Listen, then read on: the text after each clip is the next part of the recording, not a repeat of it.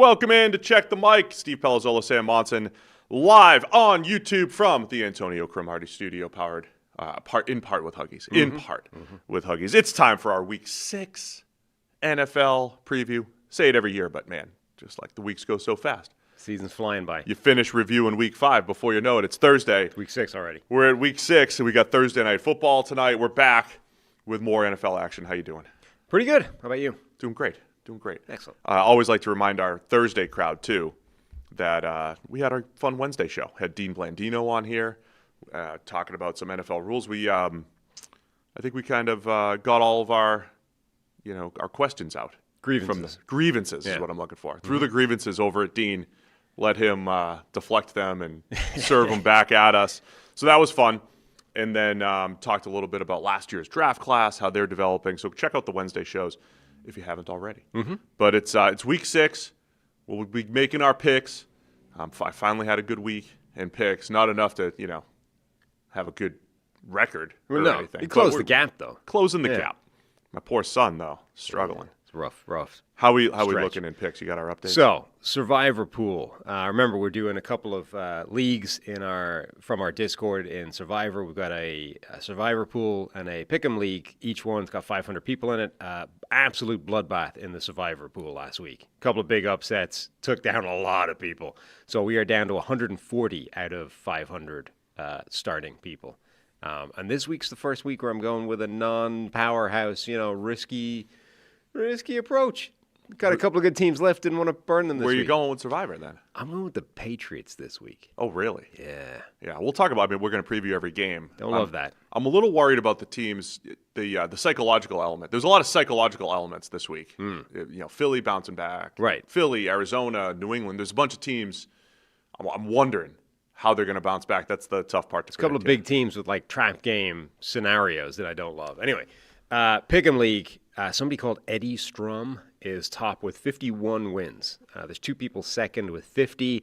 I'm 9 back from the lead with 42. Good for you. You are at 35, and Harry has slipped down to 33. Struggling down at 33.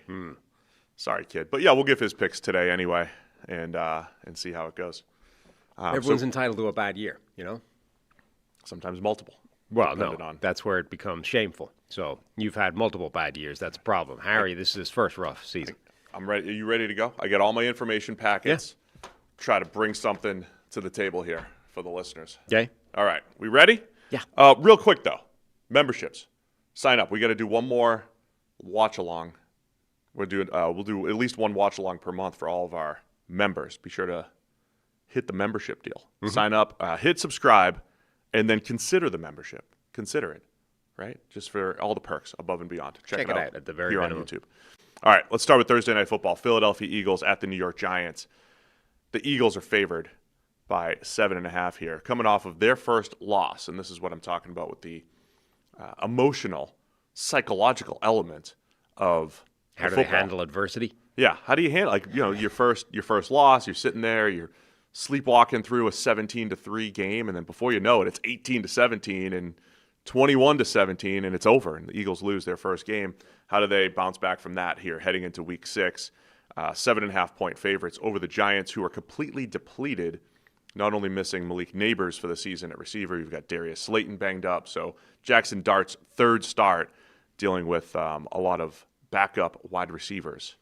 Depth chart. They might be getting Tyrone Tracy back, though, in the backfield. He was, I think, off the injury report for the first time since he hurt his shoulder. Yeah, you don't want to steal any. You don't want to steal any carries from Scott. Well, no, but as long as you have no wide receivers and a quarterback who they seem to think is Cam Newton, then you might as well just load up with a full option backfield and roll.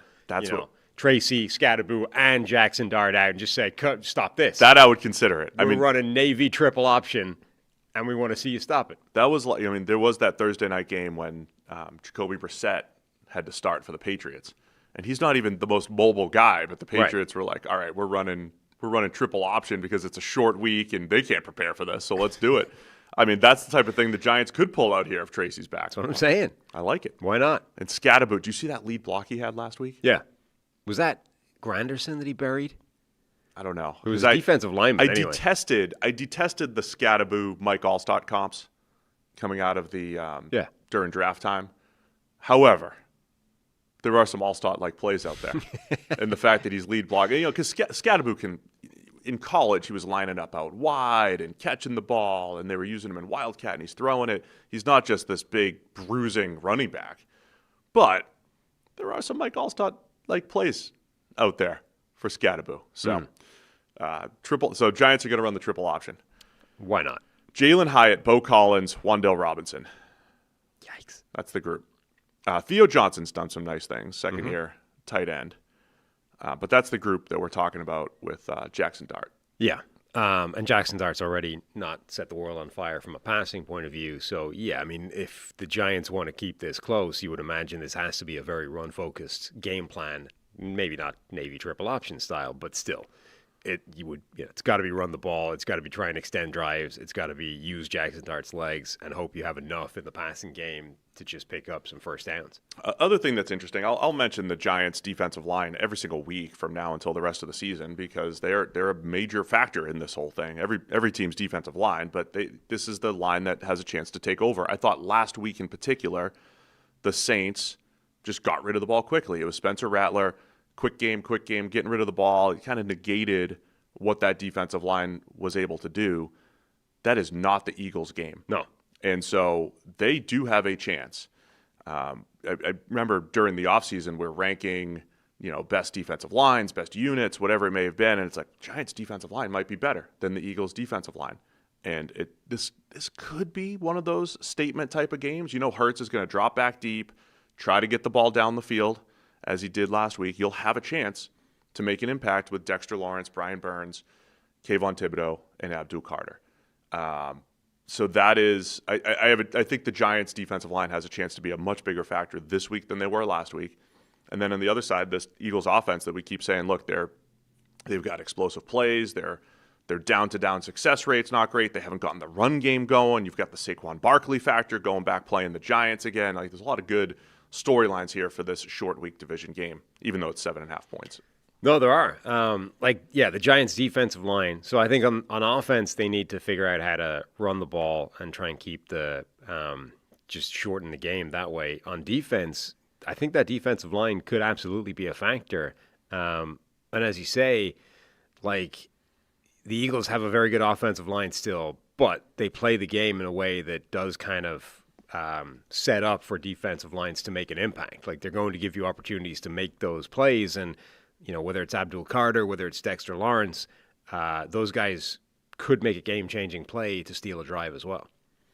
What else are we looking at here as far as Eagles-Giants? I mean, the Philly storyline, too, is, A.J. Brown. We just played our squeaky wheel game? Did I put that in my notes? Nick Sirianni's a big squeaky wheel kind of guy. But this was already squeaky wheel heading into last week's game, and it didn't exactly go that way.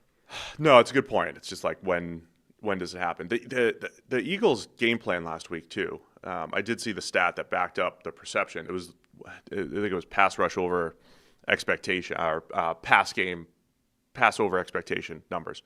How often did they pass relative to the league, relative to expectation? And the Eagles have always been one of the most run-heavy teams. But in a game where they were up 7 at the half and then up 14 first drive into the second half, it was the most pass-heavy game that they've had. I mean, I don't actually need this advanced stat. You could just see Jalen Hurts drop back like 40 times. Saquon barely carried it 6 times. Yeah. So I don't know what that was. And I don't know if that was, hey, this is just how we're attacking Denver because they're going to load the box and they're going to but it's actually not how I would attack Denver that likes to rush 5, that likes to blitz, create some mismatches, that has a fierce pass rush. That's not how I would attack them. I would attack them with the run game. So I do wonder where the Eagles come out on this one as far as do they get more quick passes involved. They're very college-y in the fact that all of their targets are either up to 5 yards or beyond 20. There's a lot of college offenses that do that, right? It's either super short stuff, quick hitches and screens, or we're going deep. And that 5 to 15 or 5 to 20 yard range is not available. This is one of the stories for me all year for this Eagles offense. If they want to be completely well-rounded. You got to find that short, intermediate pass game to complement the deep game and get the run game going as well. Yeah, I mean, Saquon Barkley talked about this was the first sort of real adversity they faced this year, and he was talking about basically they lost the game for the first time. But there's a lot that they need to figure out generally, like that, why they went away from Saquon Barkley in the run game in a situation where normally teams would be running more, how this passing offense keeps stalling out in every single game, why A.J. Brown is not getting the football, even though he's one of the most physically dominant wide receivers in the NFL. The fact that that's starting to piss him off, like all these things are things that the Eagles need to work through, almost independent of the fact that they lost a game and they need to get back to winning ways. They need to get all that onto the right track. And until we have more information on this season, I think it's fair to point out the last two Eagle seasons that we've cited a ton here. 2023, when they started 10-1. Including huge wins over good teams. They beat the Chiefs that year, the eventual Super Bowl champions. They beat the Bills that year, and then collapsed in the second half and looked nothing like they did in the first half. But there were some first half signs, winning a whole bunch of 3-point games, not having the same dominance that they had the previous year. There may have been some warning signs in that 10-1 start. Then last year, we sat there with the same kind of caution, like, hey, they're going to collapse again, but instead they peaked, right? Instead they turned it around, not even turned it around. They just defense got better, offense was cooking and finding different ways to win every week. Which way does this Eagles season go? I think is going to be one of the big stories in the NFC this year, because obviously I don't care that they just lost. Obviously, they're among the best teams in the NFC. They're right there with the best teams. There's a disgusting bug here. Yeah? Stink bug right up in my face. Just caught it in my peripheral vision. How do those things get everywhere? They're the absolute worst. I'm going to go get a paper towel and crush this thing. So nice. Why don't you monologue for a minute before this thing. I'll be right back. Have you got a pick on this game? I'm taking the Eagles. Taking the Eagles. Okay. I'm taking the Giants, actually, to cover this. You are taking the Eagles. I'm going off camera. And your son is also taking the Eagles. This was one of those games where, like, the Eagles are one of the teams on my Survivor options that I haven't picked, haven't burned, but I didn't like a short week against a division opponent when they have so much to work out, They maybe have won most of their games, but they don't have a particularly strong point differential. They haven't been doing tremendously well for most of these games. So I'm a little bit leery about the Eagles. I think they'll win, but I don't know if it'll be that comfortable. That thing's disgusting. We're back. I think it's a stink bug, right? And then they let off this scent that attracts more. So we're gonna get it out. We got to get it out of here. I'm gonna put it in someone else's studio over here. Okay. So I'm taking the Eagles. Harry's taking the Eagles. You got the Giants to cover this. It's gonna be a fun Thursday night football game. Good. Mm-hmm. All right, let's get into some of the meat of the action here in Week 6. Sunday night football. Detroit Lions at the Kansas City Chiefs. It's Sunday night at 8:20. The Chiefs are favored by 2.5 here, over under 52.5 per Fanduel. Last time these two teams played was Week 1 of the 2023 season, the year that the Chiefs did go on to win the Super Bowl that year. Remember, the Chiefs that year had some receiver issues. In that particular game, Kadarius Toney had a drop that led to a pick six by Brian Branch. And it was more of the Lions. It wasn't even their coming out party. It was just further confirmation, right? Was that the year they went to the NFC Championship that year? So they had won 9 games the previous year in 22, and this was like kind of a statement game for the Lions, and they became one of the better teams in the league, and they have been since that point. In early 23, they go to the NFC Championship and lose to the Niners that season. So fun game. It was Thursday night football to kick off the season in 2023, and we have it again here in primetime. Yeah, it should be a very fun game. The line is moving towards Kansas City, but it hasn't crossed any sort of significant threshold yet. It's been Chiefs favored by 1.5, and now it's 2.5, I think. It's two very good teams. The question is, the one sort of flaw, I think, generally between the two teams at this point is Detroit's injuries now on in the back end and the secondary are getting pretty ugly. And, I don't know that Kansas City's wide receivers are exactly terrifying, but they are speedy. And now that they've got all those guys back, all the fast guys, they have definitely shown a willingness and the occasion to connect with some of those guys deep. Xavier Worthy, Tyquan Thornton, Marquise Brown. I mean, Thornton in particular has had the deep connection. Xavier Worthy is the best of the three at this point, I think, within that offense. But suddenly you've got a Detroit Lions secondary with like the last remaining corner of being Amik Robinson trying to cover those guys. Yeah, that would be my concern from a Lions perspective, and then I think opportunity from the Chiefs perspective. Having Xavier Worthy back these last couple weeks, I think the offense has looked much better. Remember, he jumped onto the injury report late last week after flying to Jacksonville, and his ankle swelled up. He was mostly fine in the game. He did come out, I think, for a couple plays with an ankle injury.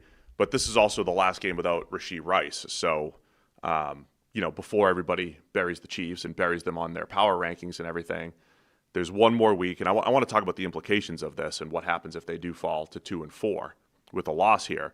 But they've looked better with Xavier Worthy, and Rashee Rice is probably their best receiver. And he works all the underneath stuff. And if there's something missing from Kansas City's offense, it's actually the in-rhythm short stuff that they've built their offense on these last couple of years. They went from one of the best all-around offenses of all time over a 4 or 5 year stretch with Mahomes to this dink and dunk, get rid of the ball quickly. Every now and again, Mahomes pulls out some magic type of offense. To this year, the short, underneath, quick hitting stuff has not been very efficient. And a lot of their big plays are downfield passes to Tyquan Thornton or Mahomes scrambles. So that's been like the overarching numbers for Kansas City, EPA and various things are fine, but they haven't had the same level of what they did last year, those 10 and 12 play drives where it's just efficiency, 5 and 6 yard gains over and over again. It's been more boom or bust, I think, than it ever has been this year. Yeah, I mean, whether or not Rashee Rice is their best receiver, he's certainly one that provides a skill set that is kind of missing from the current version of the offense. That's the weird thing about Xavier Worthy had to kind of assume more of the Rashee Rice role within the offense just because of how many bodies they had left standing. And that's, I don't think, really his skill set. Rashee Rice coming back, I think, should still make a significant impact, even if they like what they're getting from Tyquan Thornton and Xavier Worthy. So, yeah, I think there's absolutely a chance that this offense clicks into a significantly higher gear with Rashee Rice coming back in the future. And then, the over-under being 52.5, I think you have the Chiefs' advantage with all of the Lions' injuries, missing basically 3 out of their top 4 corners this season. So that advantage for Kansas City against Detroit. Staying on that side of the ball quickly, Aiden Hutchinson normally lines up over right tackle, or at least historically in his career. He's moving over left tackle a lot more, about 50% of the time last week, and might see him challenge the rookie, Josh Simmons. You can move him around. He's having a great season again. And Jack Campbell, we highlighted the linebackers for the Jags last week as potentially making plays. Jack Campbell's doing some really good things for Detroit at the linebacker level this year. I think that whole front seven for Detroit is going to be a huge factor to help protect those corners to try to get some pressure, but not just pressure, contain with Mahomes and being able to actually create some negative plays there. On the other side of the ball, though, interesting year for the Chiefs defense. They're still creating a ton of pressure, but I would say they're giving up a few more plays down the field. They still create these tight window, difficult throws, right? The comeback that the Jags made involved 2 absolutely perfect throws from Trevor Lawrence, the deep ball to Brian Thomas Jr., the deep out to De'Ami Brown. The Chiefs' MO, I'd say, is speeding up quarterbacks, mixing up the pressure looks, and then just making them make tight window throws. And I think that's what this game comes down to. Detroit's offense against this Chiefs defense. Can Detroit create the open throws that they usually create every week? Sam Laporta, Jamison Williams, and then can Goff make those big throws under pressure? Yeah, Aiden Hutchinson, I think, absolutely has the chance to change the game for Detroit. I mean, he's a mismatch for, I think, either Chiefs tackle, whichever way they want to deploy him. If they want to keep him on one side just against Juwan Taylor, or if they do want to mix it in, send him to the other side, put him up against the rookie. Either way, you would think blocking Aiden Hutchinson is going to be a pretty prime priority for the Chiefs offense and figuring out how to get that done. In those terms, you might see him move around more just because that makes that harder, right? Like if they know he's always going to be over Jawan Taylor, it's easier to design the game plan around always sliding stuff in that direction. If you never know whether he's going to be left or right, it's a little bit harder. You need to work it out after they line up. I think he needs to have a big game because of the weaknesses in the back end, because of how depleted they are at cornerback. Hutchinson needs to try and offset some of that with the pass rush up front. The other side of the ball, I think, is not much more compelling, but that's where I think it's strength on strength across the board. Like the Lions offense, very well-rounded, very difficult to stop. The Chiefs defense, it's extremely good as well, even with Spags still dialing it up with the top playmakers that they do still have. That, I think, is a fun matchup. Yeah, the Chiefs have had some issues stopping the run. 29th in EPA per play allowed in the run game. So you've got the Gibbs-Montgomery factor. Then you have Amon-Ra in the slot, converting 61% of his targets into a first down. Ridiculous. Unbelievable offense to try to stop. And I don't know if the Chiefs have the horses this year to be able to do it. I think it's a good defense, but when they've run up against good offenses, I think it's going to be a challenge. And they've also, they have some personnel question marks on the back end as well at corner. I mean, it's not like their depth at that position is spectacular once you get beyond Trent McDuffie. So given the matchup against the Lions wide receivers, it's an area where both teams should be looking and saying, we can pass the ball here. The last one, I didn't have any data to back this up, but just going off the feels. Good start. That's what we do here. Spags this year. It feels like in some key situations, my pitching analogy, it feels like he's pitching backwards a little bit. Pitching backwards, usually in baseball, you start with your fastball and then you throw the off speed, right? I feel like he's going with the off speed, which in football would be more like playing coverage instead of his fastball, the overload blitzes. Like he's still blitzing like crazy. But it feels like a lot of key situations and, just the threat of the blitz, but then he's backing off and playing coverage. Or you have a full game like against Jalen Hurts where they're just playing coverage and just saying, hey, go ahead, dink and dunk and beat us. But you pick your spots when you're going to overload blitz. I think that cat and mouse game with Goff is going to be fascinating with Spags, who still runs cover zero, just all-out blitz more than anybody in the league. That used to be the Goff kryptonite, right? Right. Until he got to Detroit, and they had answers, right? Ben Johnson had answers. Amon-Ra's getting open. Laporta, you have all these guys who get open quickly. So I think that game, that third down game, because the teams that beat the Chiefs make big third down throws, like Lawrence in the on the comeback attempt. So I think it comes down to Goff making those throws under pressure, and you go way back to the first game of 2023, and he made a bunch of those, and that's why the Lions pulled the upset way back then. And it's a great matchup here, and then the implications of this game. It's not as big for Detroit. Interconference games are fun for narratives and conference strength, and if you're an NFC fan, maybe you want this one. If you're an AFC fan, maybe you want this. It's like it's the college game, SEC versus Big Ten. But for the Chiefs, you can't fall to 2-4, right? Yeah, you can. Not a big deal? No. I mean, they're only a game back at the division at the moment. That's the thing. So all these teams that are struggling relative to expectations, Baltimore is the best one because it's funny that they're still the bookies' favorite to win that division at 1-4. But that's the world we're talking about now. Generally, falling to those types of records in a season is catastrophic. But specifically this year, you look at it, Baltimore, you look at it and say, all right, they are 2 games back, 2.5 games back from Pittsburgh at the top of that division, and yet Vegas still thinks they're the favorite to win it because that's how little faith they have in Pittsburgh actually, going on a run or maintaining that kind of win rate. So I think Baltimore might be a little bit more in trouble than that, but the point is, they're in a much worse spot than Kansas City, and they're still favored to win that division.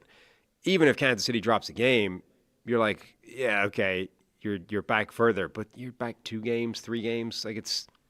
They can get that back, particularly with games against the other teams within that division. They can, and Rashee Rice is coming back and everything. I'm looking at the Chiefs' schedule. It's not a good place to be in, but you look at it and say, if they play well in this game still, if it's another game where they look like they're good still and they just happen to lose to another very good team in Detroit, it's not they're still fine. Like, I'm not panicking. All I'm saying with the Chiefs, if you fall to 2-4, the teams that they have, the very competitive teams that they have, I'm not saying they're going to be underdogs in all these games, but the games that they could drop, you still have the Commanders, the Bills in Buffalo, the Broncos twice, the Colts game, which looks a lot more difficult than it did at the beginning of the season, even though it's in Kansas City.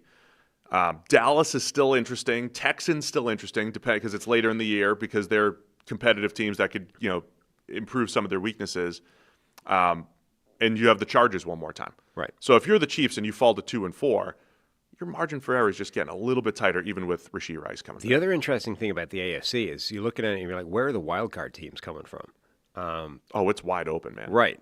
So even if, like, at the moment, Jacksonville has like an iron grip on one wild card spot with their 4-1 record, New England would be sitting in one right now at 3-2, and then the other team in this AFC West at 3-2 as well.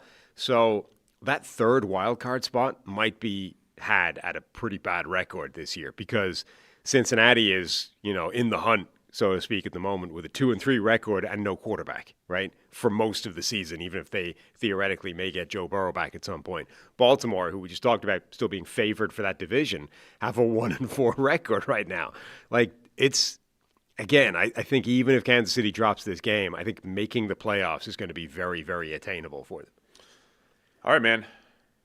Huge game here. Fun game. Sunday Night Football.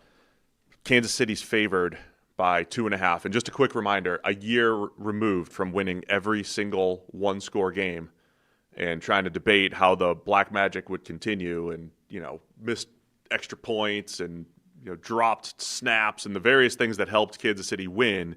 This year they're 0-3 in those one-score games. So Vegas predicting a one-score game. Which way does this one go? I'm going with the Chiefs to win and cover that one score. Oh, one more thing for our listeners to catch up on here. I think it was Michael Lopez from the NFL did a study a couple of years ago. He was looking at drop rates, day versus night, by stadium. Okay. And the Chiefs have the highest. The Chiefs games, Arrowhead at night, had I think it was highest or like top 3 drop rate for receivers in the NFL. Why? People theorized a couple years ago Tyreek Hill was complaining about the angle of the lights or something to that effect. But it showed up in the data. So keep an eye on that. I think Mahomes. I don't know where Goff is. I think Mahomes right now has one of the lowest drop rates for his receivers in the NFL. Could have a key drop. And then Kadarius Toney had the drop for the pick six. Just keep an eye on receivers dropping the ball under the lights in Arrowhead. I'm going to take Detroit as underdogs on the road here, as will 10-year-old Harry. Let's go Sunday, 4:25. San Francisco 49ers at the Tampa Bay Bucks. A couple 4-1 teams battling it out here. Bucks are favored by 3 with an over-under of 47.5. The chat apparently went 87% Detroit. Well, our Lions fans, man. Here to pay the bills. And you're coming off of the Lions' 4-game winning streak, right? This is where, Vegas they don't fall into storylines and narratives. Kansas City lost a heartbreaker on Monday Night Football, and the Lions have won 4 straight. But Vegas keeps their head on straight, and they're like, this is, in a vacuum. Here's what we think of the Chiefs. Here's what we think of the Lions. Man in Vegas is locked in. They're locked in. They're not buying any of it. They're not getting swayed by Trevor Lawrence stumble bum magic. No. Now, if you're the Lions, really quick, do you drop stumble bum out again? You watch the film, that QB's tripping might work. This is a team vulnerable to the stumble. They're vulnerable. Yeah, Goff. If Goff trips, Chris Jones is going to stop playing. When Goff trips, Chris Jones is like, what? What happened? What do we do? If you're the Lions, you're in the film room. You're like, hey, it's good week for stumble bum. Good week for stumble bum. Add that to the Lions. Or in this video, world of the one-off. That's important information here. Or in this world of reacting to the previous week, will Chris Jones, the second a quarterback trips, Chris Jones is going to 150% to dive on top of him, leaps over a lineman. So Goff trips and then reaches up, sneaks the ball to Gibbs. Everybody pounces on Goff. This is never gonna happen again. No, they'll run. You got to run the counter. But instead of everyone easing up to be the ball's on the ground, Chris Jones just launches himself over the line and splash lands on Jared Goff. That's what I'm saying. He's just got to pitch it to Gibbs. on a little toss play. All right, let's reset this thing again. Sunday, 4:25, Tampa Bay Bucks hosting the San Francisco 49ers. Bucks by 3, couple 4-1 teams here. Some similarities between both teams. They've both gotten to 4-1 with some late game magic and a whole lot of injuries. Just a couple of MVP candidates going one-on-one. Mac Jones and Baker Mayfield. I don't know if you saw, I did put this tweet out there last week. There is only one undefeated quarterback this year in the NFL who's played at least 3 games. It is Mac Jones. Okay. Mac Jones, 3-0. There are no other undefeated quarterbacks with at least 3 starts under their belt. Mm-hmm. Mac Jones, undefeated, going up against MVP candidate Baker Mayfield, who's merely 4-1. Just saying. Maybe Mac. Maybe Mac's the guy. Maybe he's the guy. Look at you, Ryan Clark. Imagine how many Super Bowls the Niners would have won if Kyle just got his way in our head. Probably 17. Yeah. Probably. 17 Super Bowls over the last 4 years. Mm-hmm. Thoughts on this football game? I mean, it's pretty fun. Like the Bucs are a really fun team to watch because it's chaotic, it's flawed, but the flaws are fun. Like Baker Mayfield, he was asked during the week. You saw the video of him like getting trash talking with the Seahawks fans before the game. Yeah. Right? And they were basically asking him, like, have you noticed the evolution of the commentary on that kind of thing from earlier in your career where it was seen as like a problem and an attitude issue and an immaturity problem, whereas now it's like, it's a positive thing. And Baker is saying, yeah, like it's the same stuff, different day. Like previously it was an issue. Now it's moxie. He's a dog. And I mean, not for us, Sam. Not for us. I've thought that the whole way through, though, that's the way this stuff works, that stuff is entirely dependent on whether or not you're winning. If you're backing it up. Not even if you're backing it up. You don't need to back it up. You can, if you're just winning. With wins. If you're backing it up with wins. If you're simply winning games, it's seen as moxie and a positive thing. And, like that's the attitude you want from a quarterback. And if you're losing, it's like, what is this guy's problem? Like where he's too much time making commercials. Like what's the issue here? But it is funny that, people are talking about how Baker's matured and he needed to be humbled with the Carolina stint and all this kind of stuff. I honestly think he's just the same guy. He just happens to have found himself in a great situation. He's playing to the best of his abilities in that great situation. And so now everyone is rewriting every aspect of his personality in life. We also got into I think I quote tweeted Pete Prisco about the Browns decision, moving on from Baker Mayfield. And it's like, man, time flies when you get older. It does feel like just a couple of years ago, not 4 or 5 years ago, whatever it was, that we were having this whole debate. There were not a whole, there was, you definitely said, hey, the Browns should stick it out with Baker Mayfield. Mm-hmm. You were definitely in the minority, though. I know there was a slew of Browns fans who appreciated what Baker Mayfield did and the fact that they won a playoff game against the Steelers, right? And that they were just a much better team for the most part with Baker under center. But there also were plenty of people who were like, yeah, of course, he's coming off a mediocre season. Don't care that he played hurt. We don't add context to our analysis. Move on from Baker Mayfield. And to remind people, we were at a point, this was after the 2021 season, when the Rams had just made the aggressive move to go from a good quarterback, in their mind, let me just say this clearly, in their mind, a good quarterback, Jared Goff, to a potentially great one in Matthew Stafford. Now, looking back, Goff's a pretty good quarterback, right? And he's shown that he could work in 2 different systems. But Stafford elevated that Rams offense, and it worked, and they won a Super Bowl. And so the whole league was like, man, if I only have a starting caliber quarterback like a Baker Mayfield, I need to try to get a top 8 quarterback. So there were rumors about Aaron Rodgers being traded. There were Deshaun Watson rumors, like you knew he was getting traded somewhere. Right. And so that was the move that the Browns made. Like that was what, and then Russell Wilson was getting traded for with Denver. That was what was happening in the league at the time. A guy who was a serviceable starter previously, maybe above average in Baker, above average Jared Goff. Those guys were getting traded for the perceived better option outside of, and by the way, when they made the Baker decision, it was before they even knew they were going to, they didn't know they were definitely going to get Deshaun Watson. They didn't know. They were pursuing him, but it wasn't into the corner. They were pursuing him, but they weren't like definitely going to get him either. Yeah, but because of it's the whole thing is a very complicated situation, so it's never going to be it's never going to be reflected on particularly cleanly because nobody deals in nuance and complication. And it's like just the black and white, oh, this is what they did. Like, I always thought that because of what Baker had done and the fact that he was clearly a step up from all the quarterbacks on the jersey that had come before him, and because he'd shown enough good things, you're better off sticking with him. I did say, look, given the season he was having, you can't give him a long-term contract at that point. You have to, fifth-year option, franchise tag. You've got to go the short-term deal and try and make sure, because of the fact that they played him through that injury, and the injury was, and the play in that situation was bad. So that was my point, is that, yeah, you can't lock Baker up to the $100+ million contract you were probably going to give him before that season. You've got to go a different route now. But I would still have kept him because of what he'd done for that team. There were definitely a lot of Browns fans that felt similarly because of, Pittsburgh victory, etc.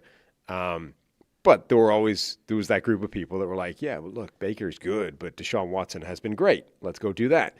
The problem is, from the Browns' perspective, you can't start courting Deshaun Watson without immediately burning the bridge with Baker Mayfield. Right. Of all people, Baker Mayfield is not the personality that is going to be cool with you going, we're just going to go talk to this guy for a while and try and work out a trade. And if it doesn't work, you can still have the job, right?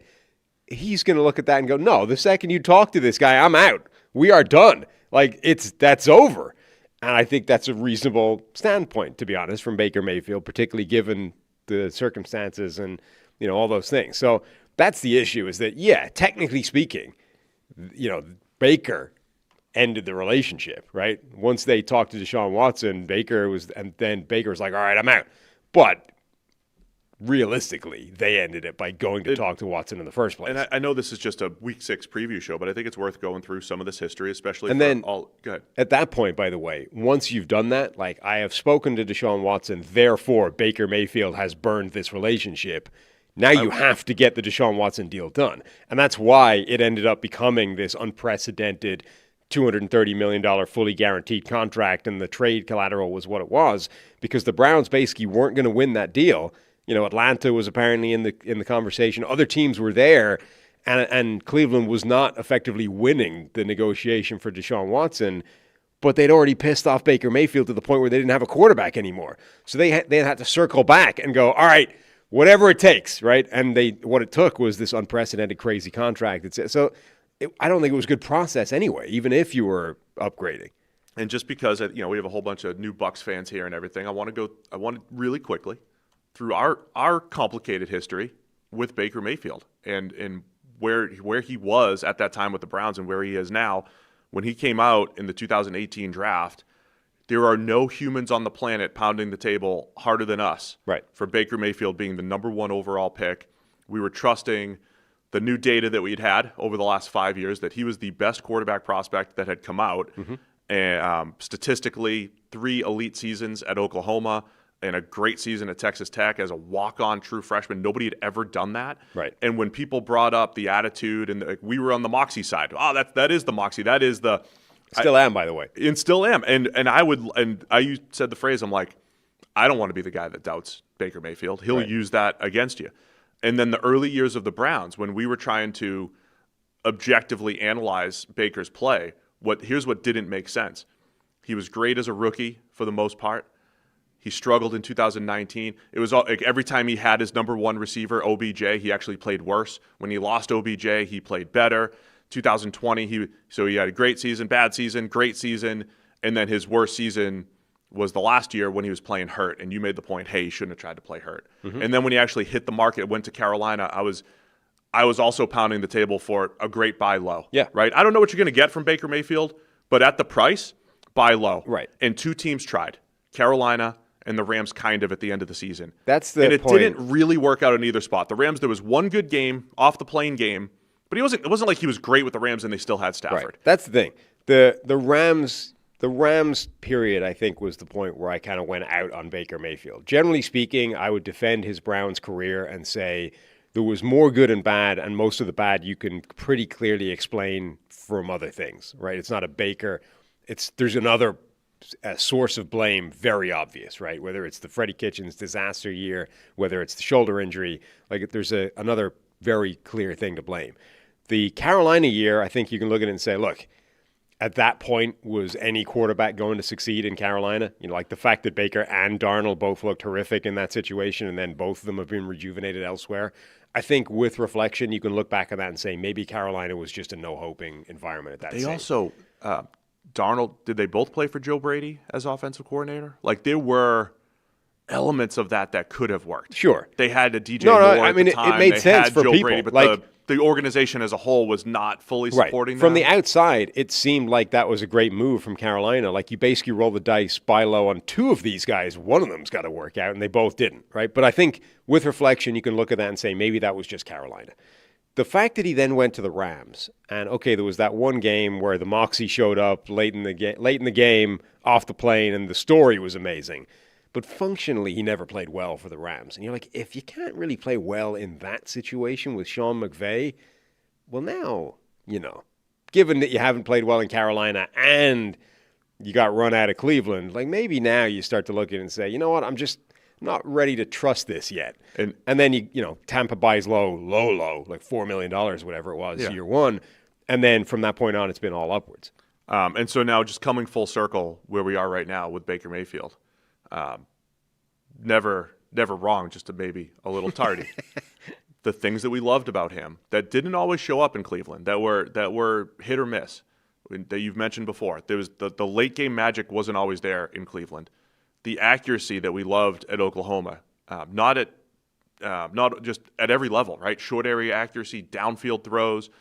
People are still saying, "Oh, Baker doesn't." I saw tweets out there this week. People don't give Baker Mayfield enough credit for his arm strength. Like, I've been doing this forever, telling you just because he's short doesn't mean he can't have a cannon. The guy has a cannon. And now you see him throwing 35-yard handoffs to Emeka Egbuka down the field.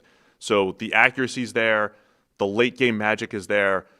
The scrambling ability was always there. It was never going to be a massive part of his game, but it's become a big part. But the last 2 years, it has in games, even when his passing might not be great. And that it's like the guy's going to, if it's 3rd and 14, he's going to pick up 14 scrambling. And that's the type of stuff that you saw way back in college that has showed up these last 2 or 3 years in Tampa. That's the thing. Like, that's the way he's scrambling at the moment. He did a lot in college. Now, a lot in relative terms because he wasn't under pressure at Oklahoma very much. But when he tended to react like this, right? Which is, oh, look, Baker makes these amazing escapability plays, extends the play, does something crazy. This is nuts. And then in the NFL, he just wasn't able to do that for a while. So I don't know if this long part of like this his career up until this point, because he just looks more comfortable now. And because he looks more comfortable, he looks like the guy he was at Oklahoma, where he's gone back to being accurate and he's gone back to being able to scramble at a really high level and make an impact. Like, he's not Josh Allen, Lamar Jackson. He's not this freakish athlete, but he is really hard to get to the ground. Like, his escapability for a guy who's not particularly big, not particularly athletic, not particularly strong is pretty insane. And that wasn't the case for the first few years of his career, and really only the last couple of years has it become a serious feature. But it was a feature of his college game. So I don't know if it was just an adjustment in getting comfortable with the speed and the strength and the size at the NFL level, and now that he's in that world, he's dialed back to the player that he used to be. But he has basically come full circle and become the player that he was in college. The only difference is when therefore he should be the best quarterback in this draft class. Well, unfortunately for him, Josh Allen has also hit like the 99th percentile of his range of outcomes, and Josh Allen has significantly more special physical tools than Baker Mayfield. Lamar Jackson has also hit the 90-something percentile of his range of outcomes, and Lamar Jackson is also a significantly more gifted athlete and special talent than Baker Mayfield. So in a weird way, like, he's now become basically the player that we would have been saying he was going to become coming out. It's just that two other guys also hit like the absolute apex of what they could have become, and therefore they're better. Like, they had more quote unquote talent than Baker Mayfield. It was just what was the likelihood of either of them hitting it. So I think it was worth going through the history, even on just a random Week 6 preview show, because now you're talking about Baker Mayfield, MVP candidate, and people are all hyped about him, and he's led 4 comebacks. Now, the last one, they were handed field goal range. Right. But the Bucs have won 4 games inside the last minute of the game. Is that sustainable? I don't know, but there's something to the style and the way that Baker Mayfield plays the game. And by the way, the contextual part here is doing it with a whole bunch of backup offensive linemen. I made the statement the other day. Maybe the Cowboys offense has done the best with O-line injuries. Probably should have mentioned the Bucs as well earlier in the season. Now they're healthier on the offensive line, and then but you're still missing a Bucky Irving in the backfield. Like, you're still getting the job done offensively, and Baker's coming off a game against Seattle where he barely even missed a throw. Like, he was absolutely incredible. That was the type of stuff he did in college and handled the adversity of, say, his defense continuing to give up points. So Baker Mayfield history lesson here.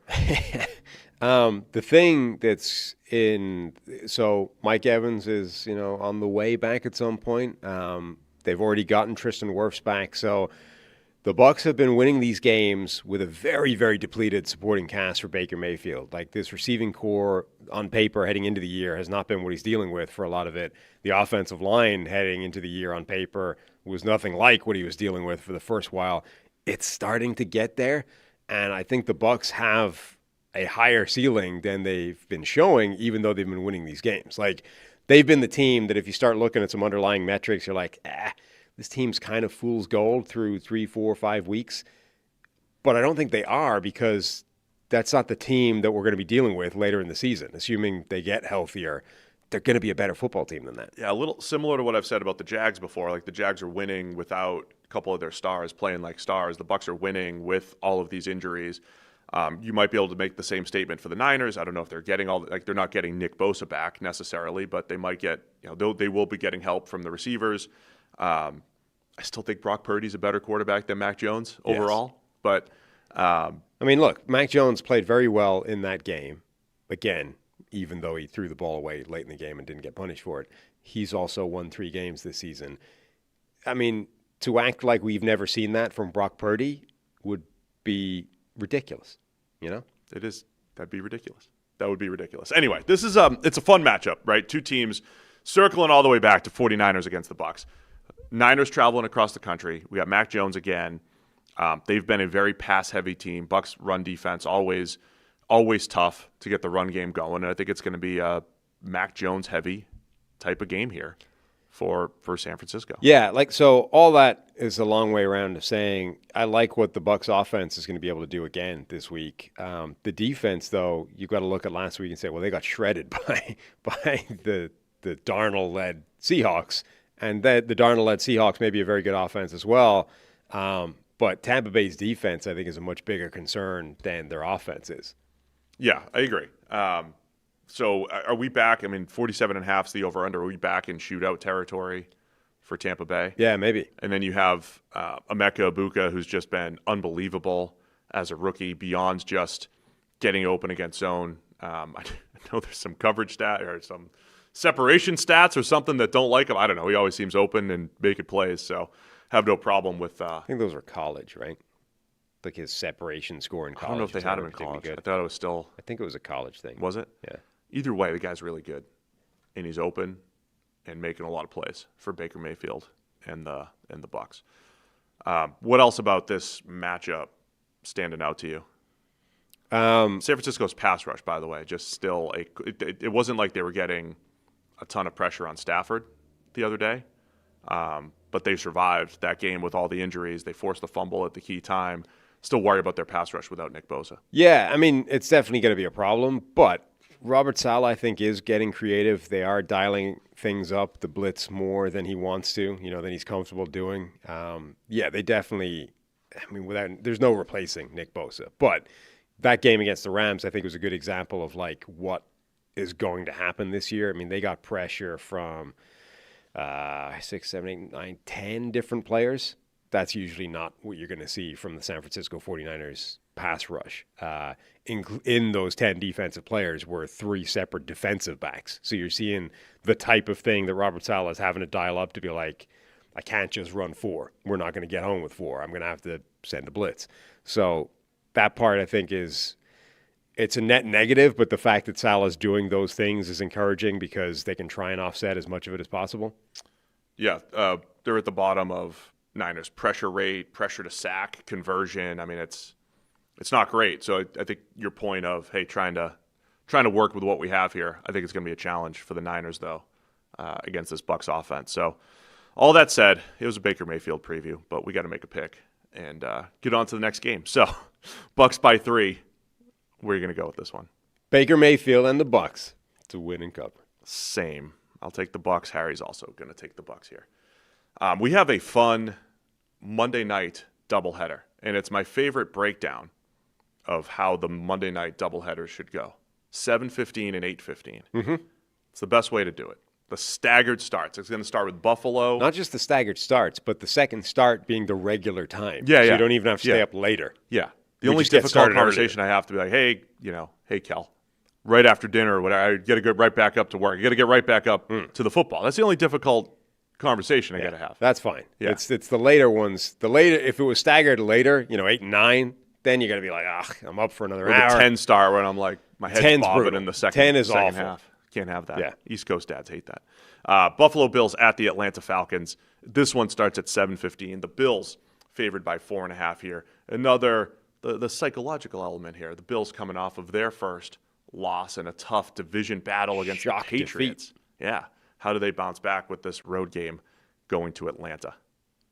Yeah, big game. This is one. So this was another one where I have Buffalo available in my Survivor options. And I'm like, you know what? I just don't love it against Atlanta. I could see that game. I could see a shock there. So yeah, Buffalo needs to bounce back.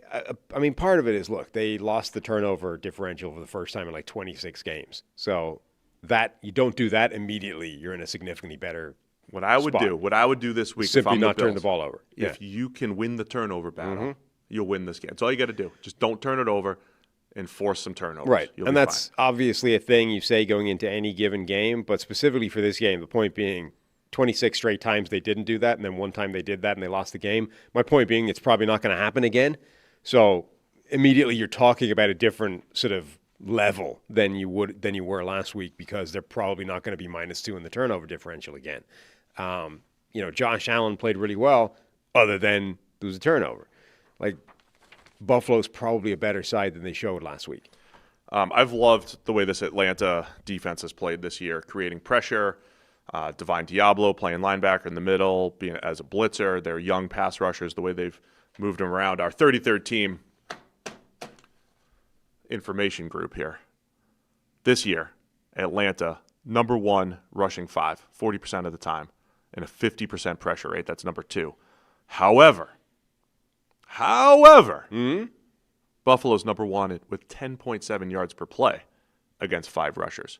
This is the difference in the game. Atlanta has done a really nice job sending those extra rushers, getting home with that 5-man blitz. But Buffalo, the way that offense has evolved these last 2 years, with Dalton Kincaid, with Khalil Shakir, with James Cook and their other backs out of the backfield, they know how to. And Josh Allen going from this, you can't really use the word volatile with him as much anymore, but downfield throwing,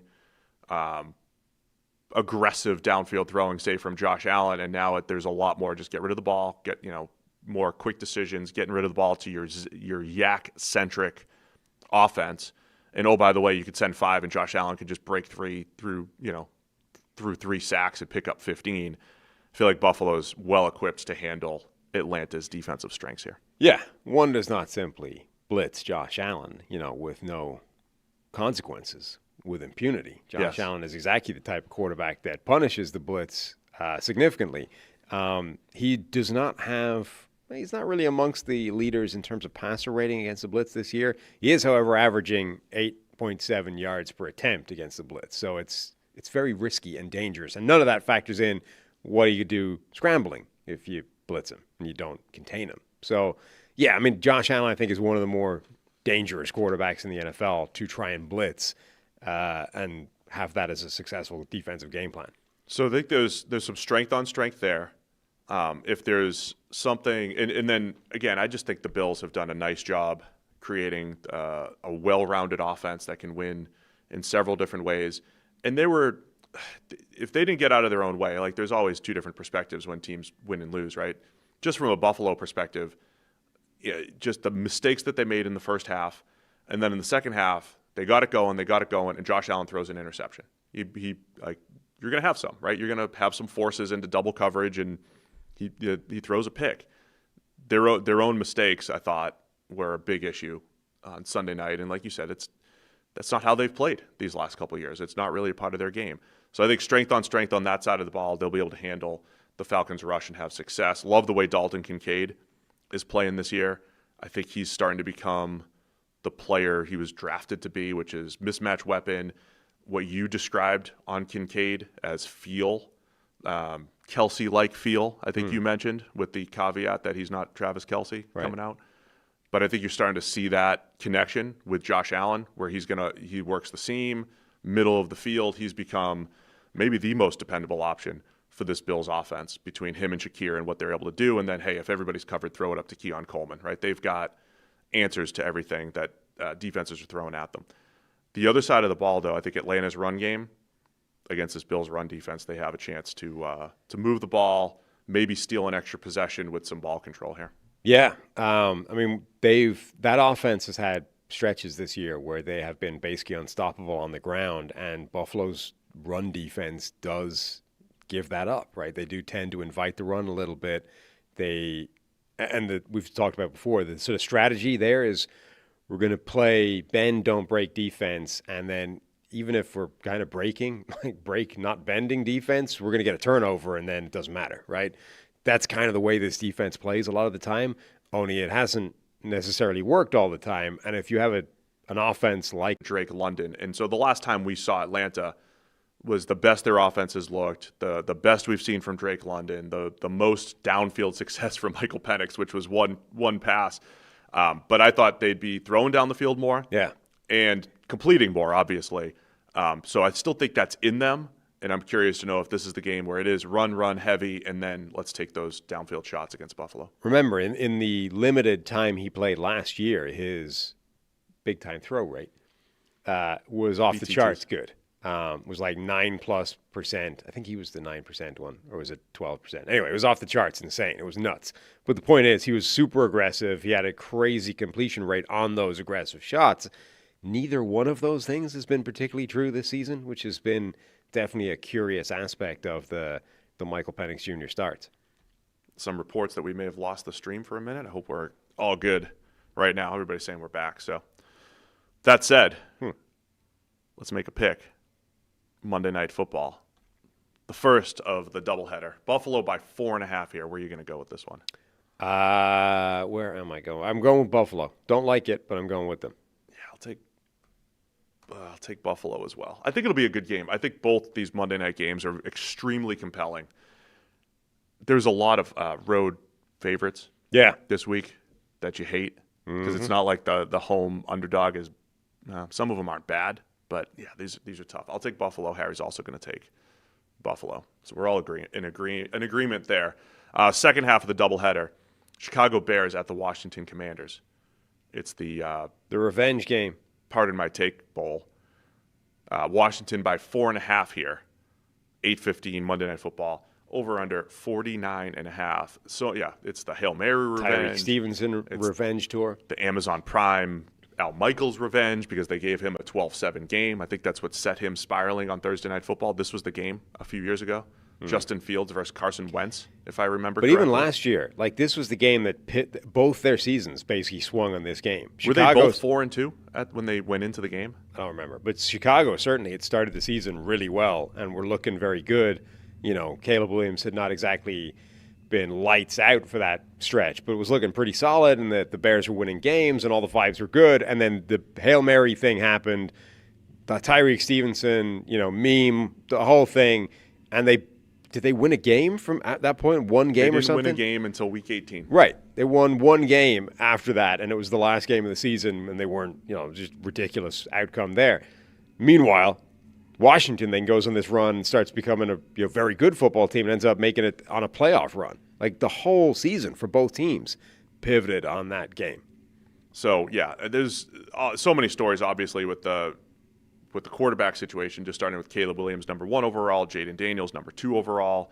At that time last year, remember, Caleb Williams, so the Bears are coming off this bye, and maybe we get too much into narrative type stuff or whatever, but we used to do the Sam Darnold narrative. Like, hey, he's a big first 3 weeks of the season, he's been really good, but it's always fallen apart. Like, the first 3 starts for Sam Darnold are always good. My Caleb Williams narrative that might or might not matter is the 2 good games in a row. Yeah. Is the fact that we've seen that before. We've seen stretches of 2 good, 2 bad, 2 good, 2 bad. We've seen it. And then my initial offseason opinion was that the Bears might take till midseason for Caleb Williams and for Ben Johnson to really get on the same page.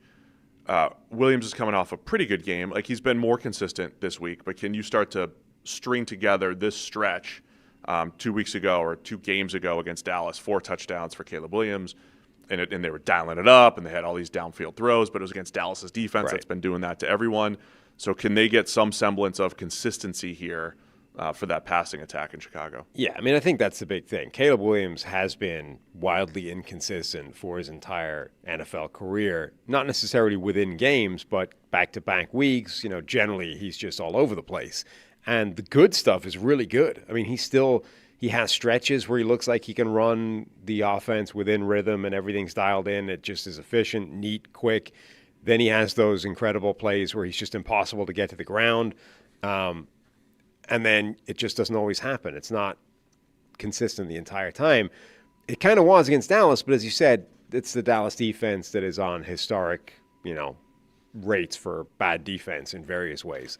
So the big question becomes, can you do that now, coming off a bye week? Can you just show it again against a team I would imagine he's pretty motivated to show up against, right? Because, he must be aware that all the like what we talked about yesterday, everyone right now would say Jaden Daniels is the guy you would want number 1 to redraft.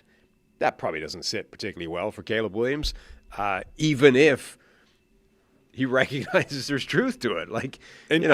Honestly, if I'm a Bears fan, I would want that to matter. Same, like the 10-minute diatribe that we had on Baker Mayfield, like, this dude plays like he's mad at everybody and he's getting revenge on Seattle's fans and whatever. Like, I'd love to see Caleb Williams. I'm not going to say chip on your shoulder, but I'd love to see him come out and play. Yeah. Hey, I've got something to prove that I went number 1 overall for a reason. Right. A motivated Caleb Williams, I think, would be a good thing for them. The fact that they've had a bye will be an interesting element as well. Like we've talked about, maybe we're just projecting or creating this story out of, that isn't really there, but this idea that the longer Ben Johnson works with Caleb Williams, the better things will be and the more they will be in sync, and theoretically, therefore, the more consistent and productive they will become. We're just thinking like timeline-wise, right? The longer that happens, the better things will be. But a bye week to work on things without the pressure of a game plan involved was probably a useful element as well. So I think that side of the ball is fascinating. I think the matchup between the Bears receivers and when it comes to the bye week stuff, I am interested in that happening earlier in the year, where you've got 4 games under your belt. The Ben Johnson and Caleb Williams now find, okay, here's what we're going to do. We're going to feature Luther Burden more. We're going to get Colston Loveland involved more. We're going to adjust the scheme to your strengths because we've got 4 games and now it's time to get back into the lab and go get after it for the rest of the season. Interesting time, I think, for Chicago given that relationship. So I think they could have success on the outside, receivers against Commanders, corners. Other side of the ball, you've got Jaden Daniels, made his return last week. Run game, I think, is going to be key here. The number that we cited 2 weeks ago, which is still true, Bears are last in the league, allowing over 2 yards before carry per rush. The Bears' run defense. The Raiders took advantage of that 2 weeks ago. That was the Ashton Genty breakout. And now you have a Washington team, Cliff Kingsbury calling the plays, Bill Krosky-Merritt. Like, they are very good at creating yards before contact. I think this Commanders' rushing offense will have a lot of success against the Bears. And they are scaling up Bill's workload. Bill Krosky-Merritt, I think, had a season-high snap count, or a season-high percentage of their snaps this most recent game. He's clearly their best and most dynamic running back. The question is, can we trust him enough to play, all the downs that we want him to? They're getting closer to that, even if they haven't quite got there yet. So, yeah, I would imagine this is a game where Krusky Merritt could have a significant impact. And then, I just want to see how much, the Jaden Daniels design run game is incorporated for the rest of the season, right? He's already missed 2 games due to injury, missed a couple games last year. Kind of goes back to the Bills and Josh Allen and how much do you want to lean into that? I thought the Commanders leaned into it at the end of last season quite a bit and said, hey, we're trying to make a playoff run here. We got to pull out our best stuff. Jaden Daniels, keepers, and, design runs, QB sweeps. I think they always have that if they need it, but you'd rather lean on, the running backs, Krusky Merritt, Chris Rodriguez, as much as possible before you have to unleash Jaden as a runner. He's also, he's been better at this in the NFL than he was in college, but one of the things about Jaden Daniels' college tape was he had some suicidal plays in terms of protecting himself or running around or scrambling or just generally not protecting himself at all when it comes to contact and hits. I think he's been better at that, but for a guy that has missed some time, injured already, that's a difficult line to balance, and that's where the Josh Allen comp I think is appropriate because it's like, for these guys to be at their very, very best, you do want to maximize what they're able to do as a dynamic athlete, but you also there's only so many hits of those you can take, right? And I think that Bills they've dealt with it for longer, so they're probably better at it, but I think they're getting a much better handle on how many times Josh Allen needs to do that in order for them to win games, right? They don't need to do it every play anymore. And Washington and Daniels are probably still trying to find that balance. All right, man. I'm loving the Monday night doubleheader here. So Bears-Commanders, it's the 8:15 game. Commanders by 4.5 here against the Bears. Is that too much? Where are you going to go with this one? Yeah, I'm going to buy into a motivated Caleb Williams to show, coming off a bye week, to look good. Me too, I think. Bears off a bye. I'll take them as the underdogs. And Harry's going to take Washington here. What are we, 5 games in? 5 games into this thing. Nailing it. FanDuel's getting you ready for the NFL season with an offer you don't want to miss. New customers can bet $5 to get $300 in bonus bets if you win. That's right. You pick a bet $5, and if it wins, you'll unlock $300 in bonus bets to use all across the app. You can build parlays, bet player props, ride the live lines, whatever your style. FanDuel has you covered. The NFL season is here. The only question is, are you ready to play?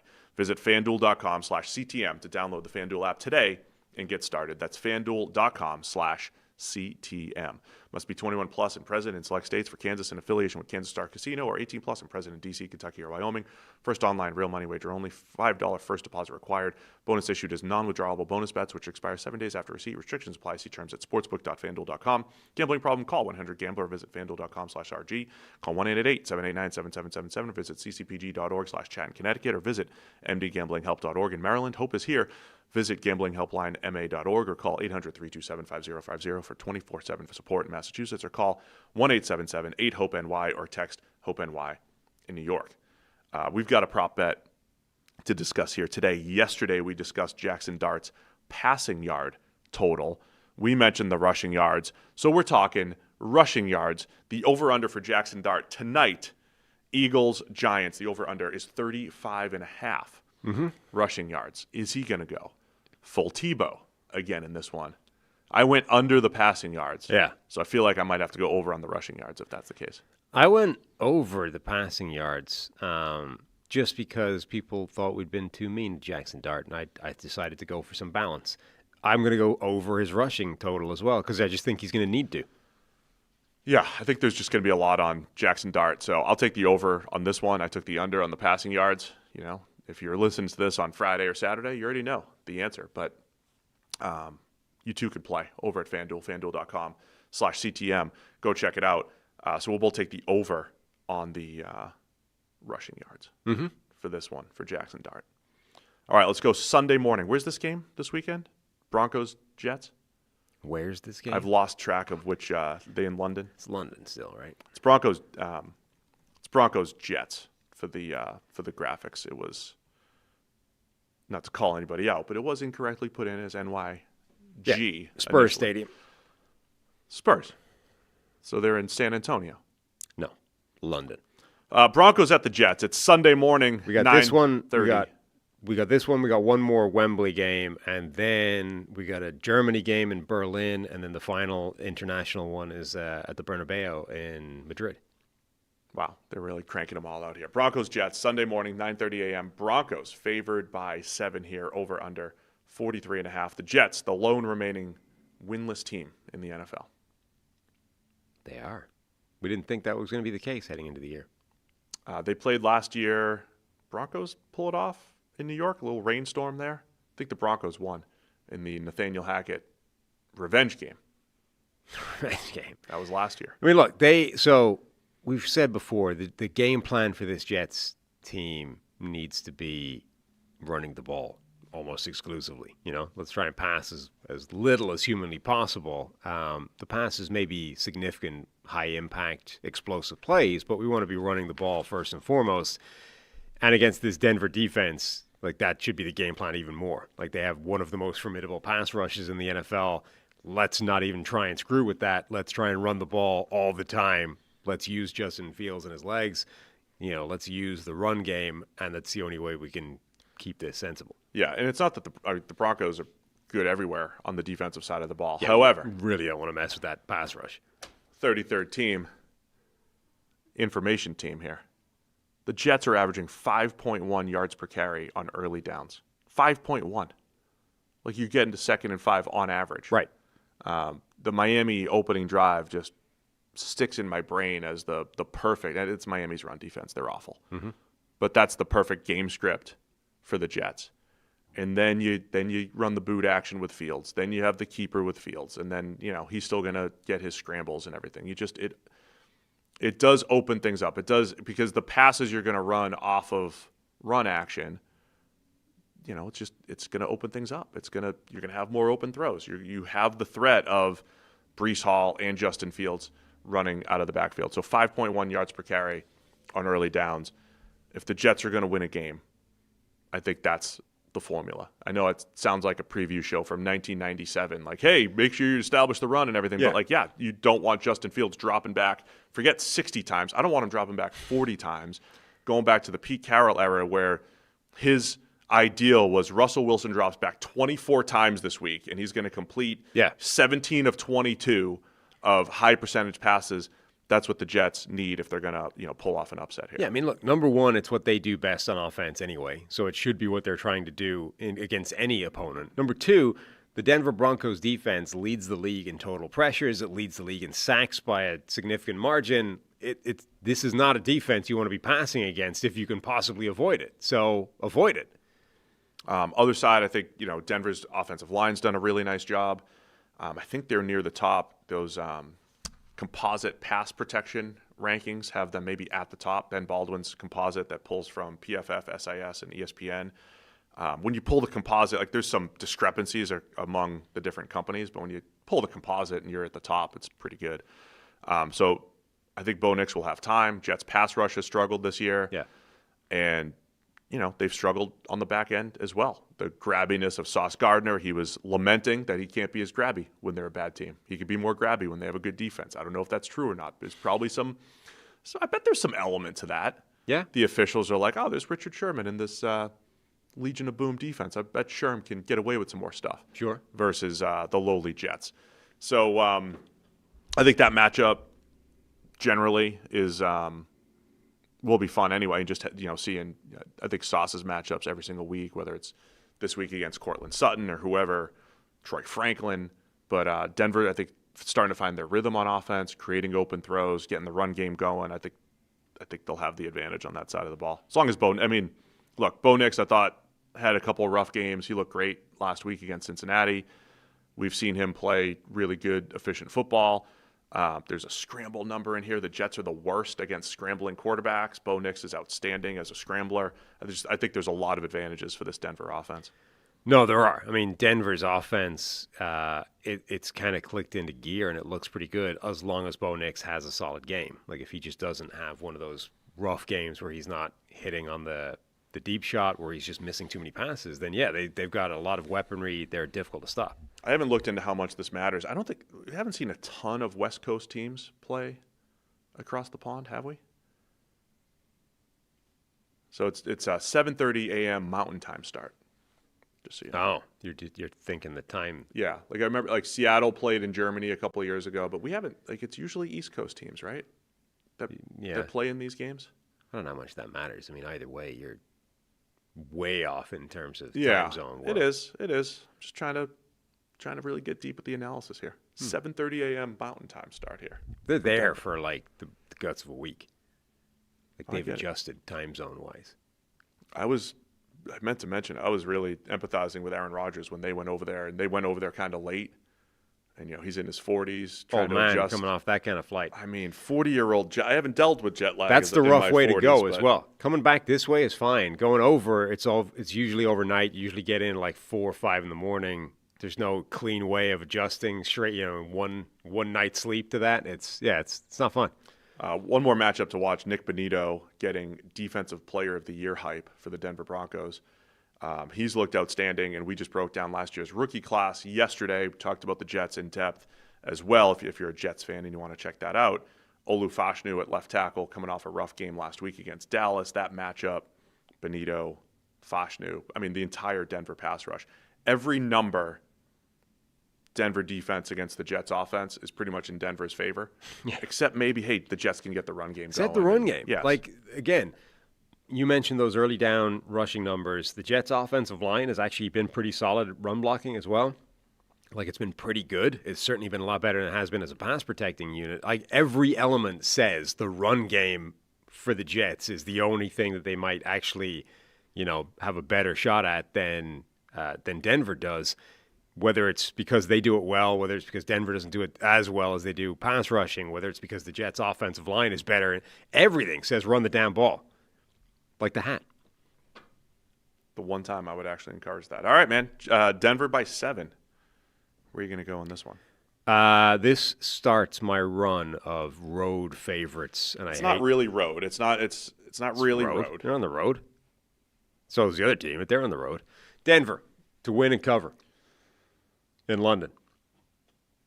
I'll take Denver as well. Harry's also going to take Denver to cover the 7. Another fun one, 1 o'clock Sunday afternoon. Seattle Seahawks at the Jacksonville Jaguars.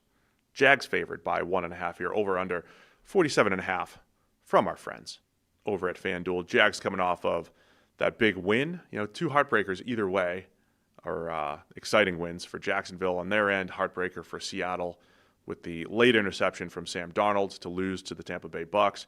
Now traveling across the country to Jacksonville. Can the Jags keep it up? By the way, Jags made a trade yesterday, trading starting corner. This was a fascinating trade, a rare starter-for-starter trade among, first off, a 4-1 Jags team, but 2 teams who have a good defense as well. Yeah. Right? So 2 defenses that are playing well, both trade a starting corner. Tyson Campbell from Jacksonville to Cleveland, and Greg Newsome going from the Browns to the Jags. They also exchanged late-round draft picks. Yeah, I don't know what to make of that trade.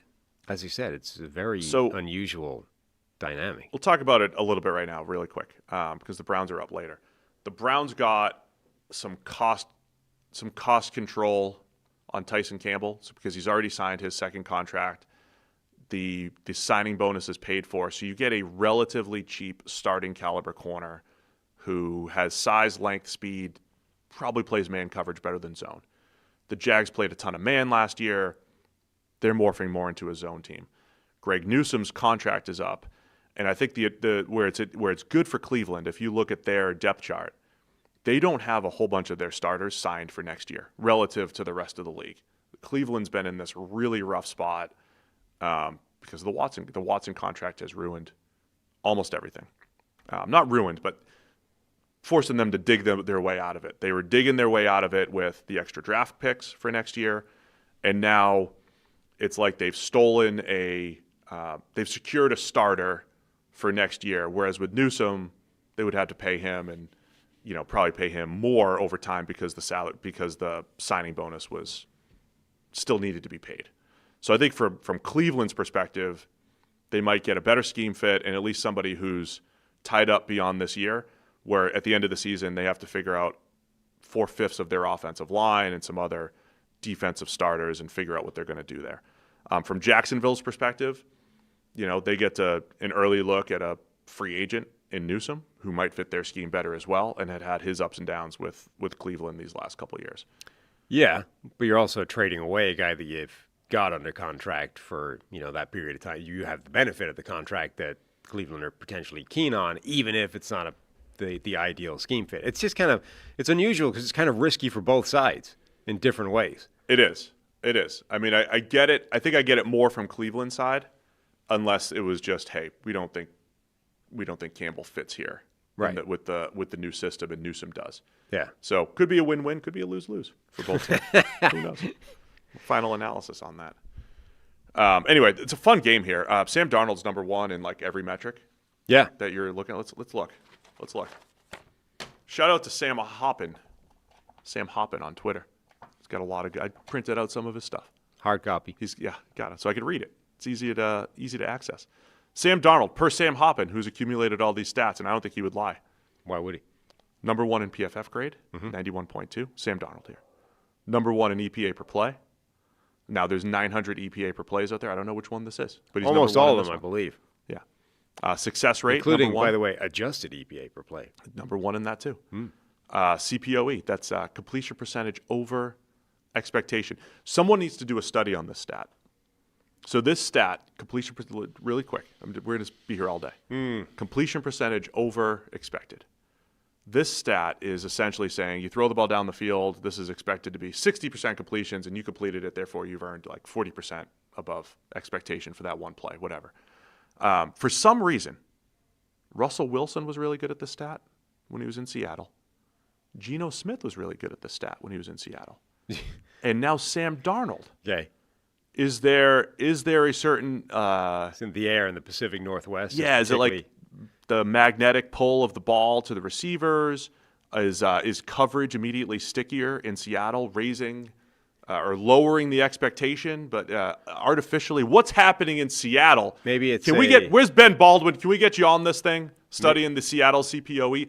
Is completion percentage expectations higher or lower in Seattle, therefore artificially raising Russell Wilson, Geno Smith, and now Sam Darnold to the top?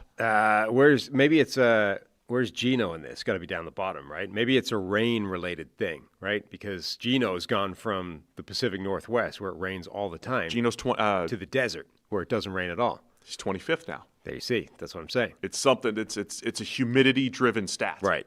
Just Certainly. Based off those two ends. The dew point affects CPOE. Someone get to the bottom of this. Anyway, Darnold's playing. He's number one in turnover-worthy play rate. That's a good name for a stat. TWP rate is a good name for a stat, as we've established yesterday, and he's number one at that.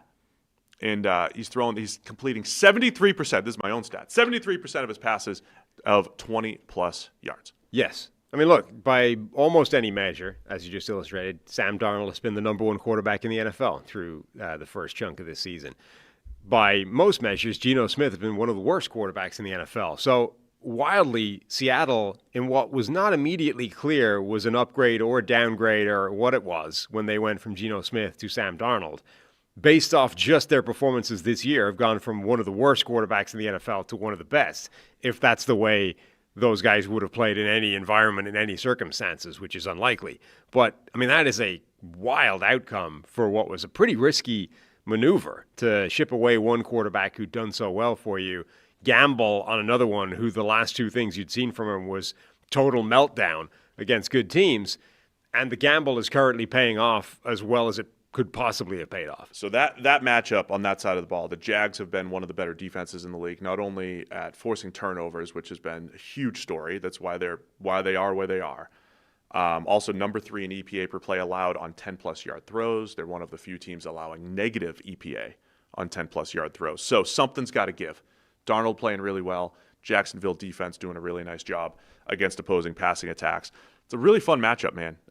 Two good teams. Seattle coming off the heartbreak. Jacksonville coming off the high. How does that play into the psychological aspect of this one? Yeah, and now that you've got Jacksonville's got to run with a totally new corner off a few days' notice. Well, do they? Does the Travis Hunter factor allow you to? I mean, they don't have to ease him in now. You've got to. you've got to shuffle, basically, going from an entrenched starter who played all the time to now whatever you're going to do with Greg Newsome. The cornerback stable is completely different than it was a week ago. The cornerback stable in Seattle is banged up and depleted. They got wrecked last week against Tampa Bay. I think that's going to be a challenge. And I'll go back to my Jags analysis here. The fact that they're sitting here at 4-1 with a presumably unsustainable turnover rate. Probably unsustainable. But they've done it with some inconsistent play from Trevor Lawrence, who I thought was fantastic when they needed to be Monday night. Inconsistent play from Brian Thomas Jr. Now we're heading into week 6 of Liam Cohen and Trevor Lawrence and that marriage. I think that bodes well for the Jags, as I think we'll see better from Lawrence. We'll see better from Brian Thomas Jr. We'll see better cohesion on offense from Jacksonville. And the fact that they're sitting here at 4-1, even if that's kind of like the Bucs thing, like even if it's fluky on paper and you can make a case, this is tough to sustain, I'd be encouraged and say, I think Lawrence is going to play better. I think Brian Thomas Jr. is going to play better, and this offense will get better. And the Jags are going to be in the mix here at the end. Yeah, I mean, for most of the season, all the things that were supposed to improve Trevor Lawrence have actually just improved without Trevor Lawrence improving. He's been the usual sort of Trevor Lawrence standard. Last week, I think he played better than that, and he was a bigger part of that. But if he actually does take the step under Liam Cohen that people are expecting him to take, well, then the ceiling for Jacksonville is very high because the run game's already way better, the defense is already way better. Like all these other ancillary elements are already, light years better than they've been in the past under the new regime. Jags are plus 1.6 turnovers per game, turnover margin per game. Second in the league behind only the Steelers, who have a negative point differential, by the way, which we'll talk about in a second. All right, man. Anything else on this game? It's a fun matchup. Again, I'm worried about Seattle's injuries on that side of the ball. Their defensive line can do some damage every single week, but the Jags have done a pretty nice job in pass protection overall. There's a lot of good matchups in this one. Yeah, Seattle's secondary's banged up, but their defensive front is very good, and they can cause some problems. It's difficult to know what the balance of that is because, if Jacksonville, if their pass protection can hold up and then get the ball in the air, theoretically they could be able to attack that Seattle secondary, the corners in particular. They just showed some signs of life and connection with Trevor Lawrence and his receivers. The Brian Thomas Jr. thing, Travis Hunter had his best game as a receiver as well. Like, we're starting to see signs that connection may be there. All right, man, where are you going to go with this one? Jags by 1.5. You said you're taking all the road favorites. So the Jags are favored in this one. Oh, that's right. I might have switched this one. Anyway. The next 4 are road favorites, though. That's where you're. Oh, plus I'm taking the road team to cover. Yeah, so that's what Seattle on the road. I'll take the Jags. I'm going to take the Jags to cover the 1.5, as will Harry, believing in the Jaguars this week. Dallas Cowboys at the Carolina Panthers, 2-1. Dallas Cowboys. It's Sunday at 1. Cowboys favored by 3. This is the stretch. The next 4 games have road. 3 out of the next 4 that we're going to talk about have road favorites. Cowboys by 3, over under 49.5. 2-1 Cowboys against the 2-3 Panthers. What a wild. So PFF graded quarterbacks this year. Sam Darnold, number 1. Matthew Stafford, number 2. Dak Prescott, number 3. And then Josh Allen. Like, it's quite a wild list so far. I mean, I said Sam Darnold's the best quarterback in the 2018 draft class. You did. I said at one point behind Baker. Did say that. I did say he could be in any given season. Yeah. Dak Prescott's playing out of his mind this year. I think despite a terrible offensive line. Yeah, last week we broke down all of the stats. Last week at this time, I didn't update them specifically, but over 100 yards more than anyone else, passing under pressure. The fact that they had the lowest pass blocking grade of any offensive line in the NFL or any pass blocking grade per PFF. That got better last week against the Jets, Jets pass rush. But I think Dak's playing out of his mind and doing it against good teams this year. That was a question a couple of years ago. He's beaten up on the bad Commanders teams and the bad Giants teams a couple of years ago. Now he's going toe-to-toe with the Eagles and the Packers and doing it with injuries. And this might be the best stretch. I don't know if it's the best stretch of play in Dak Prescott's career, but some of the best results. And we're sleeping on it a little bit because the defense has been so awful. Prescott is completing over 67% of his passes when pressured this season. That's like 5 percentage points higher than anybody else. And it's not because the ball's not going anywhere. He's averaging over 8 yards per attempt when under pressure. Like, these are utterly insane numbers. The other piece of this, Brian Schottenheimer's first year as head coach. And remember, we're very, even keel takes here. And we said, look, no one wanted to interview Brian Schottenheimer as the head coach. Dallas targeted him. The one point I brought up in his favor is that he was the guy adjacent to, or offensive coordinator. I think he was calling plays for Russell Wilson's 2 best seasons. He was offensive coordinator in name for Dak's MVP caliber season in 2023. He wasn't calling the plays, but he was offensive coordinator in name. I'm just telling you, for 2 quarterbacks who have been good with spurts of great, Russell Wilson and Dak Prescott, Brian Schottenheimer has been adjacent to the great parts of both of their careers. Yeah. And we're in the middle of that again with Dak. We didn't, like last year, Dak was hurt. We didn't see great play from him when he was out there, but he was hurt for much of the season. Brian Schottenheimer, a guy whose, dad was just run, punts, that was his style. Early in his career, Schottenheimer had that maybe a stigma attached to him. He's run heavy and, archaic and play calling. He's had a really good run here as far as quarterback play.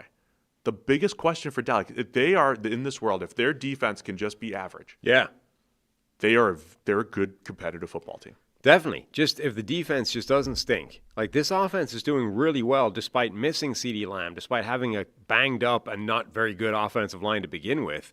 It's kind of amazing what they're doing. I mean, Dak Prescott is playing out of his mind generally. He's playing out of his mind under pressure. They're getting play out of the other receivers within the offense, even though they've had to go into the depth chart. It's kind of remarkable what their offense is doing, and it's all being undermined to the tune of, 500 or whatever, by the fact that the defense is still giving up historic, awful numbers. So the analyst in me, when I look at, say, Sam Darnold's numbers or the Cowboys' numbers, I say they're so extreme they have to get better. Yeah. Just like the law of averages, they're not that bad. Like the Cowboys they're not like a Big Ten defense playing in the NFL. They should be much better. And Sam Darnold, as great as he's played, it's tough. Like, you want to give him credit for that, but you also say, man, he's probably not going to complete 73% of his 20-plus yard throws. He's probably not going to maintain that level. So that's how I feel about Dallas. Like, they're going to play better defensively. They were trying to figure out their pass rush early on, big rotation on the defensive line to try to replace Micah Parsons. They should be better. They probably shouldn't have that many receivers running wide open behind the defense. Now, did we learn anything last week against a bad Jets offense? Probably not. This will be more challenging, I think, against Carolina, but not much more. Bryce Young's got to be more consistent. They got to find more targets beyond Teterow and McMillan, and then just staying on the Dallas offense for a minute. Second straight week, they're going up against a below-average pass rush, so theoretically, it should be a little bit easier for Dak than it had been early on. I like a lot of where Dallas is at this point. Yeah, I mean, particularly on that side of the ball, I think things are in good shape. I'm definitely always a little bit concerned when a guy is playing so well under pressure because, generally speaking, there are very few quarterbacks that are able to sustain that at any kind of high level. But, as you said, Carolina doesn't get a ton of pressure. That is a weakness of that defense. Like, it's tough to see this Carolina defense having a random day where they shut down the Cowboys offense. Then the question becomes, does Dallas's defense act as this get-right spot for Bryce Young and the Carolina offense the way it's been for other teams this year? Really quick, just to talk about Bryce Young and where he is. Again, Sam Hoppins, accumulation of stats here. 25th in PFF grade at 63.8, 29th in EPA per play, 24th in success rate, below average in CPOE, turnover-worthy plays up at 25th, 3.8%. Not a lot of good. I mean, the turnovers of all the teams in the league, I don't think Carolina's played great, but if you just take like the number of times that Bryce Young's had 2 turnovers in the game and early, Jacksonville game last week, they overcame it last week, but Carolina's almost in the game against Arizona, maybe in a better game against Jacksonville back in week 1 if Bryce Young just doesn't turn the ball over. I don't think he's playing great right now, but it's not at either extreme level of what we saw last year where Bryce Young was either completely overwhelmed and didn't look like an NFL quarterback, or he was really promising and doing some really nice things. I think he's just been dead smack in the middle of that, and no strong take either way on Bryce Young's play. I mean, his problem is he's not nearly productive enough to deal with that level of turnovers or turnover-worthy plays. Like Bryce Young, if you're going to have the type of games that he's been having, which is relatively low production, relatively low ability to move the ball, you can't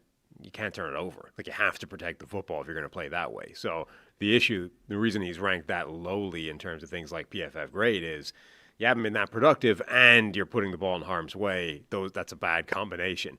Now, we've talked about this before. They've opened the window for Jalen Coker to come back. I think the sooner they get him back in the lineup, the better. That's going to serve as a really important upgrade, I think, to that receiving core. I know Xavier Legette made one play in the end zone, but I mean, he's averaging like 0.3 yards per route run or something insane this year, having been wildly unproductive in his rookie season. That number. That's got to be the worst number of all time. If it's not, it's really, really close. I mean, it's all-time awful. So, I mean, at that point, you're talking about a guy who's genuinely a net drag on the offense. Like, if you're playing that much and not moving the ball whatsoever, you're taking up a spot that could be filled by somebody that might actually catch the football every now and again. So if Jalen Coker comes back and he is what he was a year ago, honestly, Legette should barely play from that point on. And the snaps are filled by McMillan, by Coker. They're already getting Jimmy Horn Jr. involved a little bit more. Like, that becomes the receiving core, and then maybe you trot Legette out every now and again, tell him go deep, then get back on the bench. But, like, he shouldn't feature from that point on. All right, man. Not to bring this up again, but there's a lot of what Dallas has done that's impressed me this year now, sitting here 5 weeks in. Matt, if they did have Micah Parsons and the defense was better, they're in the mix as one of the better teams. I think the defense will still get better at some point here. I think they're going to figure it out. Yeah. Maybe not be great, but I think they're in creep back toward average territory.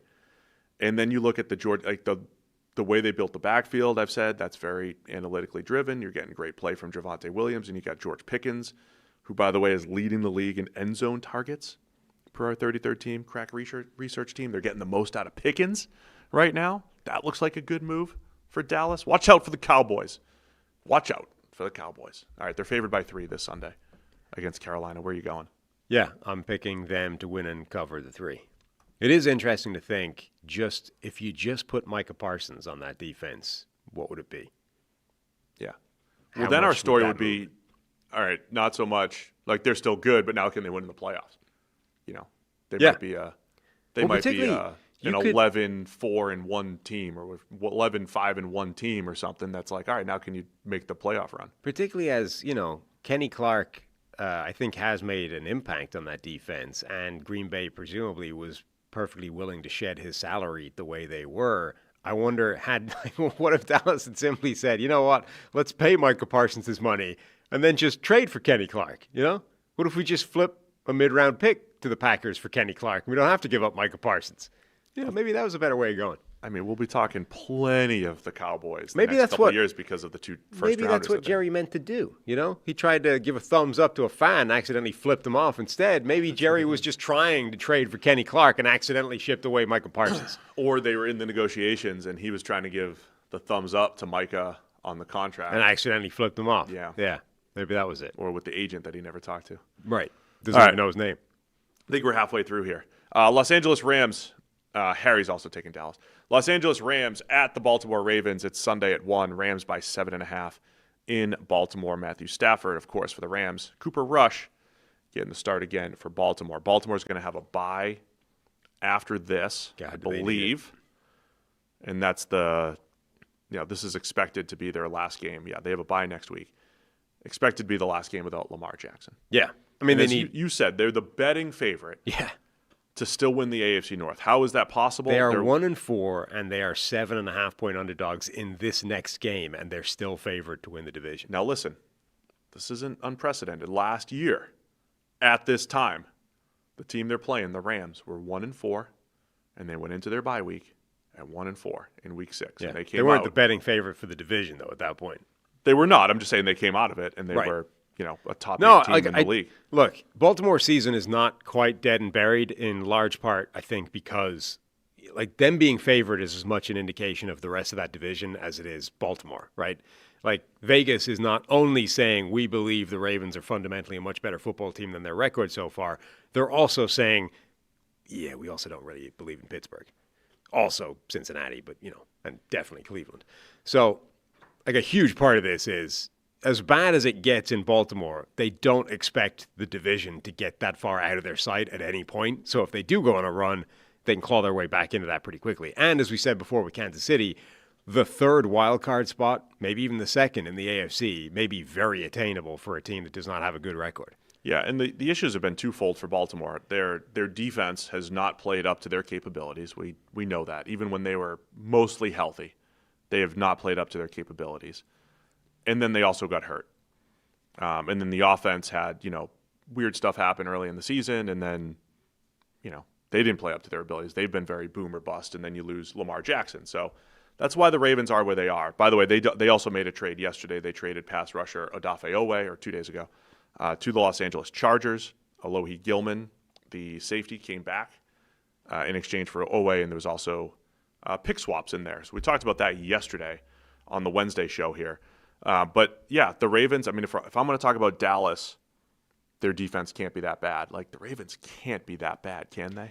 Well, except so much of it, I think. Yes. Now it's the injuries compounding things. It couldn't, I think, there's no way it could have been as bad as it was the first couple of weeks of the year when everybody was more or less healthy. But now they're dealing with, okay, there were problems already and everybody's hurt now. So just looking at their injury report from for this week, of the guys that didn't even participate Wednesday. Usually that's a pretty bad sign, right?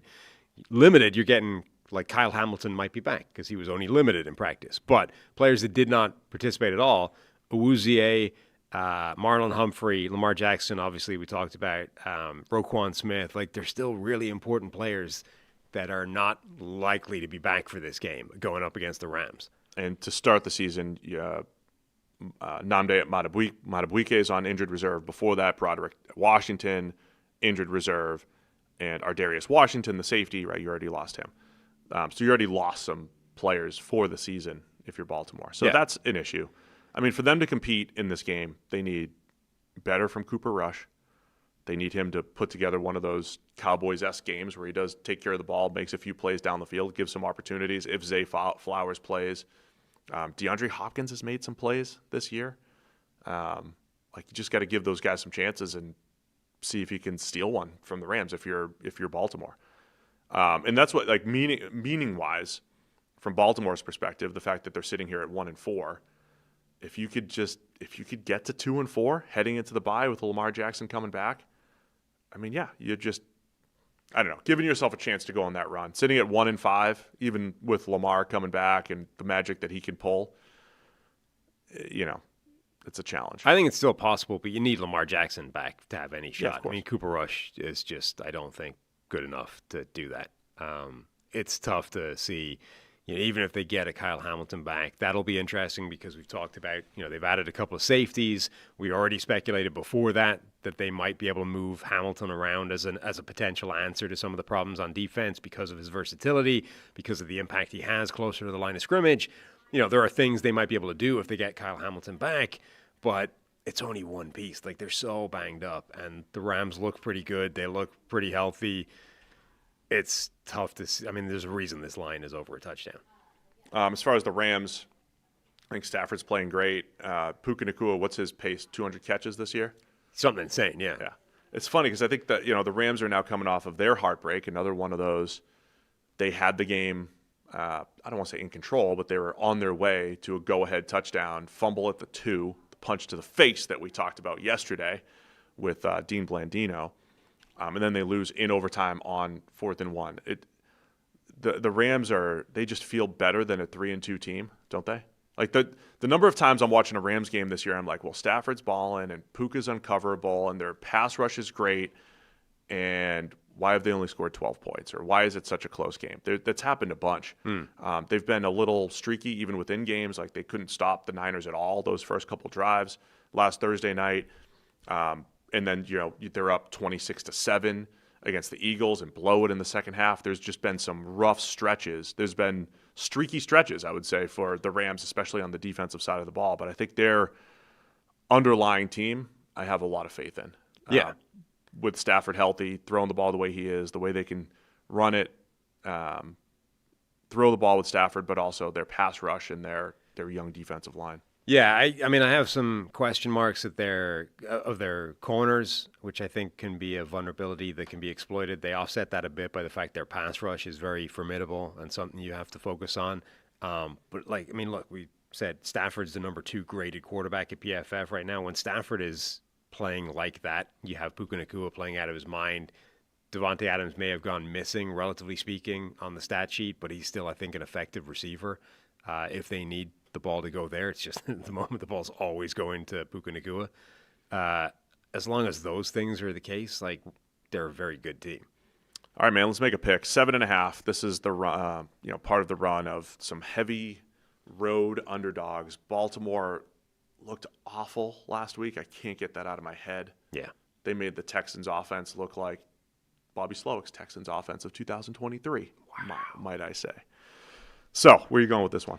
I think the Rams will win and cover even more than a touchdown. This Ravens team just looks terrible until people get healthy. This is the one we're sitting here Sunday at 3, and it's like, hey, the Ravens are up 19-17 on the Rams. Well, it would be the same as the 49ers are supposed to get blown out by the Rams, and that immediately looked like it was going to be a close game. That's what I mean about the Rams. They feel much better than they are.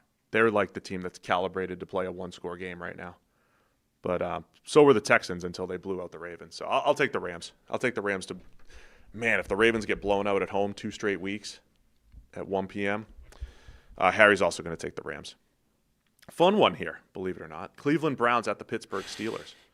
Steelers favored by 5.5. They're full control of the AFC North right now, despite the odds.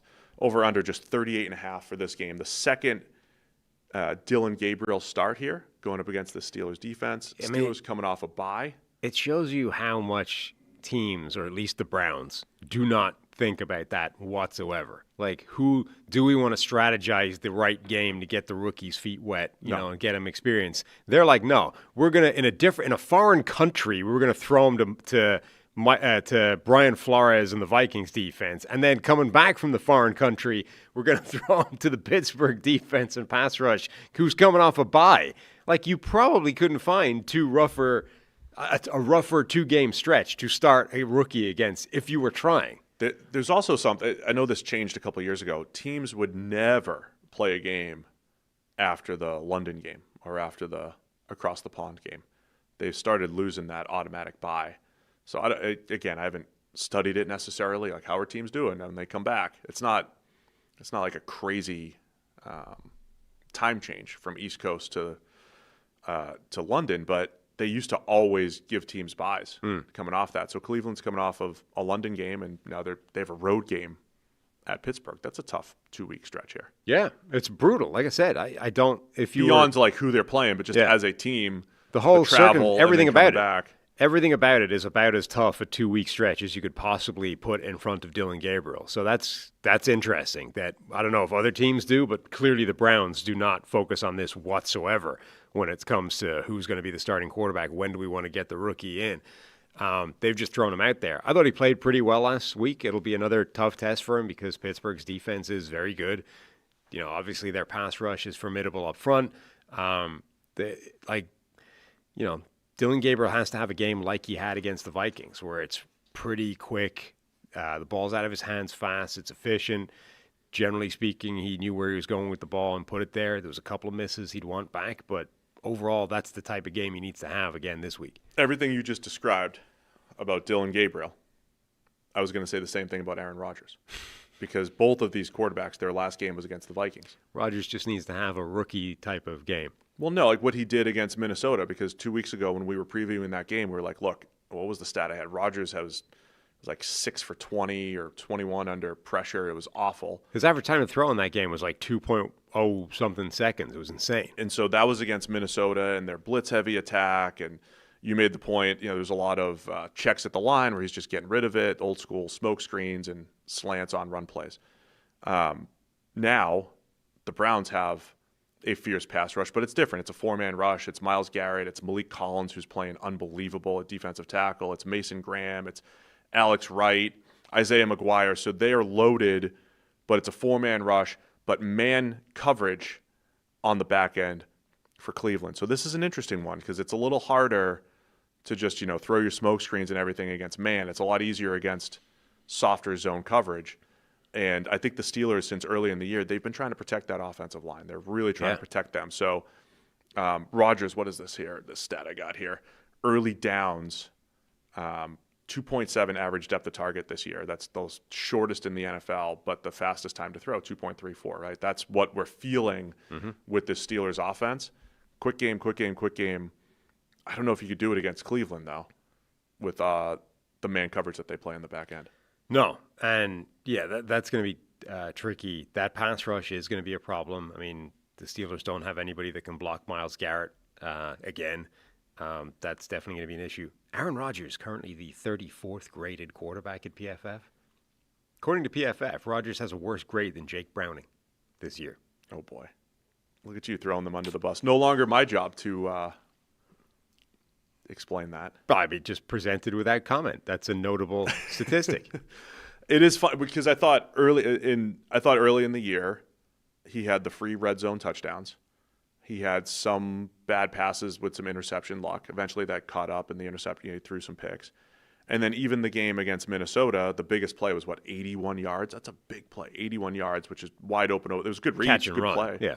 But it was a catch and run over the middle that normally goes for, say, 15 or 20, and DK Metcalf outruns the team. So just off the top of my head, I'm thinking of these volatile type of plays that have maybe gone in Rodgers' favor. Where are the rest of the advanced? It's a very different because he's 16th in EPA per play, 26th in success rate, right? So there's not a high percentage of plays, but when they hit, there's a Jalen Warren scramble drill play, there's the DK Metcalf long touchdown, and then there's all of those short passes that went for touchdowns in the red zone. Those are some plays that are going to do really good for EPA per play, but they're just a small percentage of the plays. What Rodgers did very well against Minnesota's defense is say, look, there's a vulnerability to this defense in the time it takes them to shift between exotic looks that confuse everybody, right? So usually that just the fact that they're moving all over the place causes quarterbacks to hesitate, to hold the ball longer, to get themselves into trouble. Rodgers said, you know what, it actually takes them time to get into whatever look they're changing to. So as long as I don't throw it directly to a guy who's sort of crossing the path between spot A and spot B, they're not in position to defend really quick stuff. And so he just looked at a gap pre-snap and basically fired the ball there as fast as humanly possible. It's a very different challenge going up against Cleveland, who also has a formidable pass rush, but is much more static and less complicated and not as likely to trick you into anything. But equally, they're going to be just as aggressive. So if you want to try and do the same thing, I mean, they're going to be clamping down very hard on all the first look stuff. So I think it's a really fun matchup. I thought Cleveland's offensive game plan last week was a classic rookies at quarterback. It's run heavy. When we pass, it's play action, it's screen game. We'll pick our spots, throwing the ball down the field. I think they're going to have to do something similar to protect Gabriel. So Quinshon Judkins running the way he's been. They need that against Pittsburgh. And I think Pittsburgh's defense still has a ton of potential this year. The pass rush has been good, even without TJ Watt having like the key sack every time that he seems to historically. And I think they'll have fewer coverage busts on the back end going forward, but that's still been an issue for Pittsburgh. I mean, that's what I'll be keeping an eye on in this one. Can Cleveland keep it close and then at least hit a couple of those downfield passes, because they were very conservative with Gabriel last week? Yeah. I think both defensive fronts are going to have some significant joy in the game.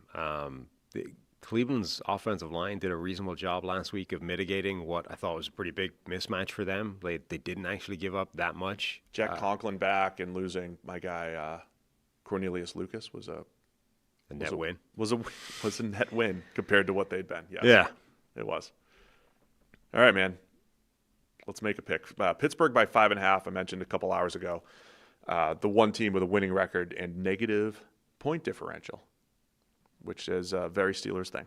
Yep. I'm going with the Steelers. Or no, I'm not. I'm going with the Browns to keep that within 5.5. I'll also take Cleveland. Yeah, so you're right.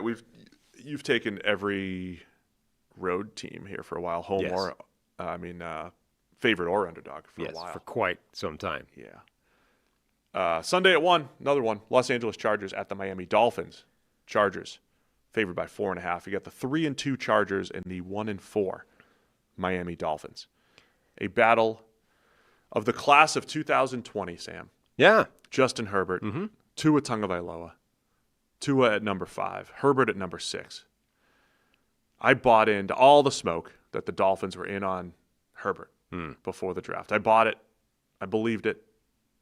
Is that what it was? No, it was that the Chargers loved Tua. They were all in on Tua. That's what it was. And I think we even got, what's his face? GM, Tom Telesco on to ask him. He didn't give us a straight answer. But before the 2012 draft, we thought Tua might be going to the Chargers. But we'll never know because he went to the Dolphins at 5. Yeah. What a weird career he's had. From awful to begin with to, Mike McDaniels fixed him and now he's great, but we know it's kind of fake because he was awful to begin with and now he's just back to being awful in people's eyes. Like the narrative I thought you were around talking Tua. about Telesco's career for a minute there until you No. started describing Tua, yeah. Yeah, the narrative around Tua's career has been pretty wild. The biggest thing in this game to me is that Chargers offensive line, how banged up they are, how big a problem that is for them. You know, it's the type of thing that's going to determine where they can go this season because it's completely transformative relative to what it was when people were healthy. It's also, this underachieving Miami defensive line, they showed some signs of life a week ago against Carolina. If they could get themselves together, and this is the type of offensive line they might be able to do that against, this Miami defense should not be as bad as it is based off the talent that they have up front on its own. Doesn't that feel like the theme this week? And maybe that's us leaning on priors too much, but I want to recite it once again. Like they have Bradley Chubb, Jalen Phillips, and Chop Robinson up front, who have all had good to great pass rush success at points in their career, and majority of their career. I think Bradley Chubb's been good. Jalen Phillips been very good. And Chop Robinson as a rookie was very good. And they have the second lowest PFF pass rush grade. Pressure rate's a little bit higher than that, but they have not been good up front whatsoever. And the run defense has been atrocious. Yeah. And I don't even know that they should be better run defense-wise, but No, I think that pass part rush-wise might be a they problem. should. But yes, the pass rush in particular should be a factor, especially going up against this offensive line. It's a tough one because the Chargers should be equipped to at least run the ball and take advantage of this. And they were more run-heavy last week. You know, Greg Roman's been coming out, throwing the ball all over the yard this year, even though he's a run-heavy coach historically. But they're missing their two top running backs now with Amarian Hampton going on IR. So can the Chargers take advantage of this Dolphins run defense, which I think I mentioned it on Monday morning. I was like, there are just some straight-up non-competitive plays by the Dolphins run defense. They just gave up over 200 to Rico Dowdle, who had not been getting anything going the last couple weeks. And defensive tackles just moved to the line of scrimmage, linebackers not defeating blocks, and then the secondary, awful tackling. That's been Miami this year. Can the Chargers take advantage of that? Yeah, I think they can still have some success against the Miami defense just because it's been so bad. But if Miami's defensive line gets itself together, even if it's only because they're playing a banged-up Chargers offensive line, like that will change the defense. That will change how this team is playing. You know, I think it is also notable that they've at least been they're still fighting, right? It's going badly. They've only got one win this season, but they are still sort of playing like they want to win these games. It isn't a team that's checked out. So I think Miami might look solid in this game. Hassan Haskins, Kamani Vidal, that 1-2 punch for the Chargers, Yeah. the running back. I think for fantasy plays this week, I don't know how the carries are going to be distributed. Vidal had a couple good runs last week. for the Workhorse Chargers. Vidal. What? Workhorse Vidal. He might be the guy. I think the Chargers are going to be able to run the ball. So if I had to guess who wins the pillow fights, because that's what it is. The Chargers, man, their offensive line looks in rough shape. Yeah. I think they could struggle in pass protection. Yes. Against the Dolphins. But I also think they'll be able to run the ball. So now I'm in this, like, are the Chargers the Jets? Are they supposed to play like the Jets against Miami and just go run heavy and try to – and again, like from a run defense perspective, like when your run defense is bad, you'll have some 2-yard stops. You'll have some 3-yard stops. It's just if you run it enough, you're going to displace Kenneth Grant or Jordan Phillips or Zach Sealer, those defensive tackles. You're gonna move them 5 or 6 yards. That's what's happening this year. Or you're going to force a missed tackle in the secondary and create a big play. So if the Chargers stick with the run game, I think they'll have success. Can't be the only thing they do. You still have to find a way to get Justin Herbert some time to throw because their receivers are dangerous too. Yeah. That's the thing. But I think the Chargers have to lean on the run game here. Herbert's obviously your best player on that side of the ball. They've also had real success with the receiving core this year. Like, they want to pass the football, and yet that's risky given this offensive line. Chat brings up a good point. 10 a.m. game for the Chargers and humid coming off of their beautiful, L.A. weather. Watch out. Watch out here. And then I think the storyline stuff of like when Caleb Williams and Jaden Daniels face each other, the storyline of Tua and Herbert is fun. 2 years ago, or 3 years ago now, whatever it was, Tua went toe-to-toe with Herbert. It was one of the early breakout games. I think it was the early week 1 of 2023. I think they won 34-32, whatever it was. Tua's had these stretches where he looks great. He's getting Darren Waller work in the middle of the field. The offense is going to look a little bit different without Tyreek Hill, but I think they could, he's got to hit some of those plays. Like the Chargers give you a couple opportunities to hit some deep shots against them. Yeah. And he's going to have to hit those to Waddle.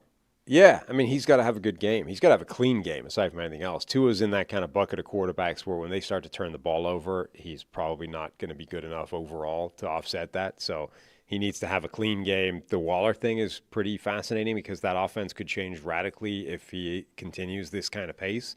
Jalen Waddle was very good. It doesn't look like they're necessarily going to miss Tyreek Hill the way that they could have, the way they would have when he first showed up.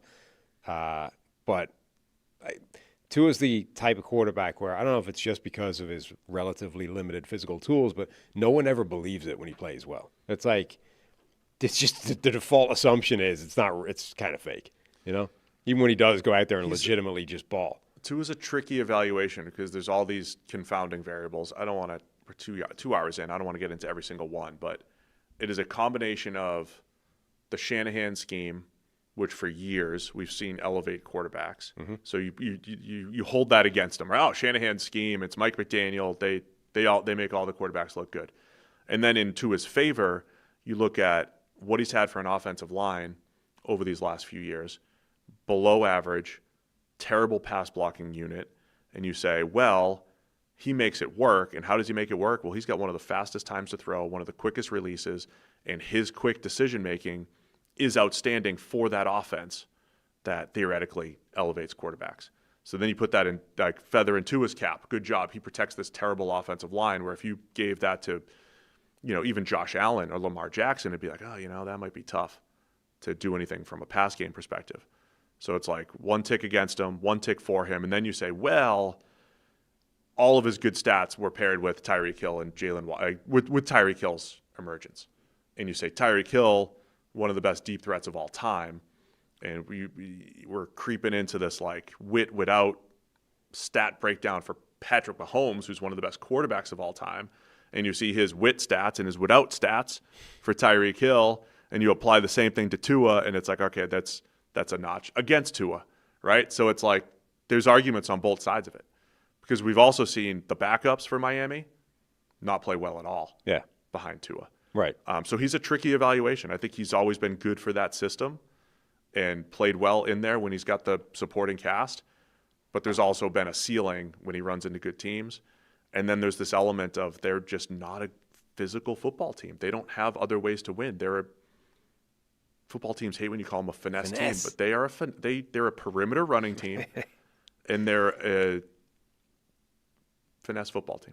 That's what they are. You said it. That's what they've been. They're trying to change it. They tried to change it by drafting a defensive tackle and a guard with their first 2 picks, and they've both struggled mightily.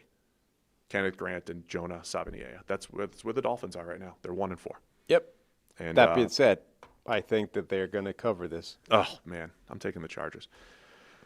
Beat up Chargers team against Miami, who's just been beat up overall. If Miami loses, they could be in fire sale territory as well. They've got some very good players who are underachieving that I think some competitive teams would love to have down the stretch. So storyline-wise, just keep an eye on that.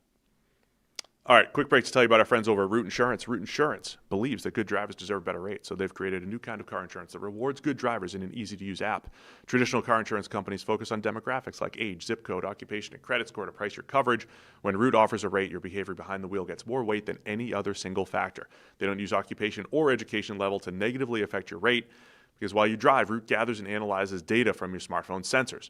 So after a few weeks, you get a car insurance quote based primarily on your driving. You can save up to 44% off your initial Root quote after you take the test drive. If you need a tow truck, a jump start, or you lock your keys in the car, Root will cover the help you need to get back on the road when you opt into roadside assistance. The Root app makes it easy to edit your coverage, update your policy, or file a claim in just 3 minutes.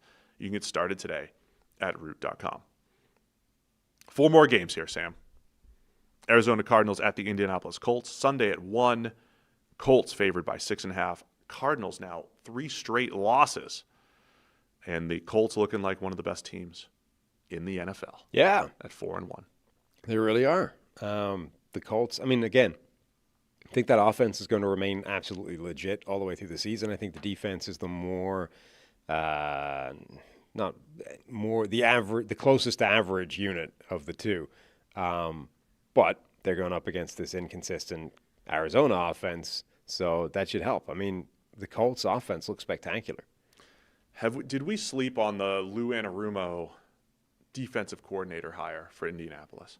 Just because they were so bad. The Bengals were so bad under Lou last year. Yeah. But the narrative on Lou previously was, man, this guy. He was another one of these coordinators who went from like genius to idiot in the national discourse based off like a year. If you're if you're a good offensive play caller, you're called a guru. If you're a defensive play caller, you're called a mad scientist, right? Isn't that his nickname? Like if you call a couple good defensive plays, you're the mad scientist. But that was his reputation. Like, this is the guy that threw the 3-man rush at Patrick Mahomes 15 times and shut him down. And this is the guy who makes the best second half adjustments in every game. And in one season, with an anemic pass rush, Trey Hendrickson only, and no one could get to the quarterback, and their whole secondary got hurt, and you lost a little luster.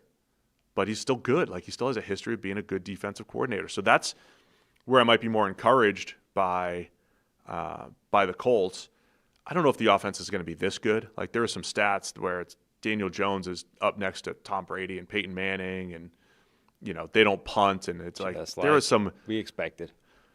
There's some historic stats for the Colts. Might I remind you that we're 5 weeks in, so this is a good time to pull out. The Dolphins had the most yards through 5 games of any team in NFL history 2 years ago in 2023. Like, it's very difficult to sustain this, but the Colts offense does look very good. Yeah, I saw Fitzpatrick and Witt, I think from their bus that they're driving across country in, interviewing Daniel Jones. Presumably they stopped off in wherever they are. And Jones was talking about how much he learned from Kevin O'Connell. It's all Kevin the Vikings. So he was like watching the way that O'Connell and Darnold in particular. He was like watching those two guys. So it was interesting. He was talking about watching how much they sort of prepared and the details and all those kinds of things. Basically, waxing lyrical about their approach on just a day-to-day basis to the whole thing was what sort of really taught him how to do this kind of stuff, which is obviously it's an endorsement of both Sam Darnold and Kevin O'Connell. It's also kind of a pretty significant indictment on the New York Giants setup and Brian Daboll, who's talked about as an offensive-minded coach, a great coach in his own right. I mean, this is basically saying, I was there with this guy, and it wasn't until I saw Sam Darnold and Kevin O'Connell go to work that I really knew how to do this stuff. All right, let's get there's some people who do some fun Venn diagram type of. And lastly, by the way, the Vikings' decision in the offseason, sort of framed by, do you let go Darnold or J.J. McCarthy. What about 1 year of $14 million for Jones? I'm saying they had Daniel Jones in that meeting room, in that quarterback room, and decided Darnold was one thing because you were going to have to pay him $35-40 million a year if you wanted to keep him around. Daniel Jones apparently could have been had for a $15 million a year deal. Now, I think they were interested in keeping him, and he wanted a better chance at a starting gig. And at the time, that was seen as more likely in Indianapolis than it was in Minnesota. Yeah. With hindsight, it turns out the Minnesota job was eminently winnable as well because J.J. McCarthy might not be any good. But it is interesting, the sliding doors moments of, Daniel Jones. Right now, two of the best quarterbacks in the NFL are Sam Darnold and Daniel Jones. Let's play that game. Each of whom was in the Minnesota Vikings quarterback room a year ago. Meanwhile, J.J. McCarthy might not be viable. I like your line of thinking. Let's play into that here. If someone wants to create a fun little Venn diagram, the top quarterbacks in EPA per play, Sam Darnold and Daniel Jones. There you go. The Venn diagram is a crossover. Have you played in New York? Have you been in a meeting room with Kevin O'Connell? Right. By the way, number 5, Jared Goff. Have you been in a meeting room with Kevin O'Connell? Yes. Rams? There's crossover there, right? Matthew Stafford, top 15. Baker Mayfield, Kevin O'Connell. 5 out of the top 15 quarterbacks. Carson Wentz is actually in the top 15 in EPA per play, by the way. So 6 out of the top 15, off the top of my head. Have you been in meeting rooms with Kevin O'Connell? Yes. 6 out of the top 15. 40% of the quarterbacks in EPA per play have met with Kevin O'Connell. Met with him. That's it. There we go. Had coffee with, met with, discussed football with, been coached by Kevin O'Connell. And the top 2 were both in New York. There it is. Get Zach Wilson with Kevin O'Connell. Yes. Is the conclusion. What are we talking about in this game? Storylines as well. So the Colts look really good. Arizona's coming off of one of the most disastrous ways to lose a football game this century. Yeah. They're also dealing with Jonathan Gannon got fined $100,000. We didn't talk about that yesterday, but whatever he did to DeMarcado on the sideline. Basically slapped him in the shoulder pad. And then screamed at him. I mean, the screaming at him was before the slapping. So he got fined for that. He apologized to the team and DeMarcado and everybody. That one is fascinating. That's a classic. That's polarized the world in the way that everything does these days between the people that are like, if a coach ever touched me, I would punch this guy's lights out. And the other guys are like, you guys have just gone soft. This is the way the game should be. It's actually a good thing that he slapped him. This is how football is. Grow up. This isn't your office job. There's nothing in between. There's just either Jonathan Gannon was 100% right and this is the world gone soft, or if Jonathan Gannon did that to me, I would murder the man, and he should never put his hands on a player like that. And even former players are divided on this. Des Bryant was out here saying like that's just how football should be. Grow up. And I've seen Kyle Long was one of them, but I've seen a bunch of players being like, if a coach ever touched me. So like it's fascinating, this world. Yeah. Who was it? Mitchell Schwartz put out there like the ways that you like. There's the 2 hands to the top of the shoulder. No, that was pads. Kyle Long. I think Schwartz may have added one, but like Long was the guy that asked the question. Here's the ways as a coach you can physically kind of like motivate your player. Certainly not like a slap. Yeah. But and then James Harrison, I think, had the most James Harrison response, which is like, bad things would have gone down if a coach had done that to me. I mean, that's a fair question. And I believe him. Would Jonathan Gannon do that to not a chance a defensive end? I mean, he certainly wouldn't do it to James Harrison. Would he do that to Calais Campbell versus DeMarcado, right? He certainly wouldn't do it to James Harrison. I know that much. He apologized, though. Yeah. And I think that, all that stuff matters. People make mistakes. But, again, from like an emotional aspect, what happens there? Arizona's gone from feisty underdog to like, man, now they're throwing some games away. Well, that was like, how do you bounce back from that? I mean, that was a joke of a defeat, not just because of the team you lost to, but because of the manner you did it in, where we talked about there were 3 of the most ridiculous, catastrophic, farcical, Curb Your Enthusiasm music plays in the NFL that all had to happen in the same game, late in the game, actually, for that game to go against them. How do you bounce back from that kind of defeat? Do you immediately chalk that up as just this was a joke, this will never happen again? Or do you have to sort of seriously go back to the drawing board and be like, how do we allow 3 of the most farcical plays in the NFL to happen in the same game in order to chuck this away? I don't know how you react to that. They've been in this weird spot. I know I tend to call teams streaky, and sometimes that's just football. But they were way up on Carolina, then let them back in the game in week 2. They were way down on the Rams, and then they snuck back in with 2 late touchdowns and still end up losing. The Seahawks on Thursday Night Football. So they've had these stretches of good and bad play. Other storyline, too. Marvin Harrison Jr. returning to Indianapolis, where his dad was incredible. So we've got that. Marvin Harrison Jr. in Indianapolis. Marvin Harrison was, was he so good. 143 catches one year in the 16-game era. I'm also just interested in whether Marvin Harrison Jr. can continue the, albeit pretty short, resurgence in his last couple of weeks. You know, he had that crazy play late in the game 2 weeks ago, and then this week he looked like he was still back. Okay, the overall production from this offense dried up a bit. Kyler Murray is also something of a, I think he's going to play, but that injury because he left the game in weird circumstances after that play where he got clocked in the head by the ball. Right. And I haven't watched the video yet, but Dr. David Chow is saying he won't be 100% this week. So whatever he's dealing with he's not going to be. What? He had an ankle injury that he missed yesterday. Right. So he's saying that his ankle injury is enough that it's going to hamper him this week. That affects my pick here. Doesn't affect mine. All right, where are you going to go? Colts. Indy by 6.5. Win and cover. I got Arizona if Kyler's going to play. As does Harry. I think they bounce back from the embarrassment. They keep it close enough. The unpleasantness. 6.5's a lot. I think Indy wins, just to be clear, Colts fans.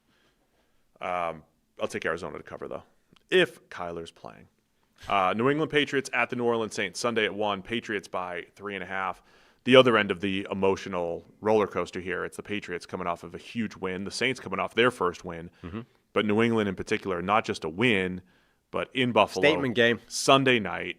Your division rival, the team that's won every division title since you traded or let Tom Brady walk out the door, and New England gets that win. Now they have to go up against the 1-4 Saints. Is there any kind of letdown? This is the type of stuff that shows up in college football, I would say, a little bit more. Like you're taking the 18 to 22-year-old kids and trying to keep them even keel week in, week out, and it's a challenging one. But even at the NFL level, trap games and everything, those things are real, and for New England, it's different. It's like this is the first time they've had a winning record in a while, the first time there's maybe expectations. That's what they're probably dealing with right there as a 3-2 team. Yeah, and I saw Stephon Diggs talking about this, and he was saying he says this is actually an even bigger challenge than it was a week ago, not because the Saints are anything like the team that Buffalo is, but because the challenge is now maintaining that level against the team you should be beating, right? And I'm sure he'll take there will be people that ridicule that because Buffalo versus New Orleans. But I think, number one, it's an interesting point that he raises because it's exactly the one you just made. He's specifically guarding against that. Number two, because that kind of shows the value of a guy like Stephon Diggs, independent of what he can do on the football field, which was really good a week ago. But you have a veteran now in that building who is specifically going around being like, we need to focus, like snap into this. This is not a week where you can start, goofing off because we beat Buffalo. Like we need to double down and focus on that because otherwise we're going to lose this game. So I think that's the type of thing where you see the value in some of these veteran presences that might not be there if you don't bring in one of those guys. Did you think you'd be saying that about Stephon Diggs 5 weeks into the season? Well, for that type of stuff, look, Diggs has some issues, but they're not that he's always been good at, right? That type of leadership. I mean, there's a reason that Diggs is the player that he is.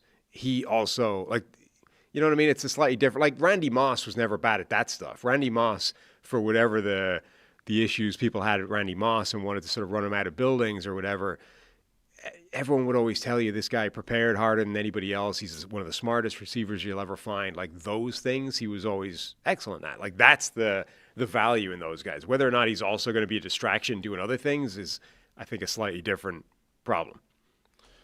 So I think it's a fun matchup. Saints coming off that win. They've been pretty competitive outside of that one game against Seattle.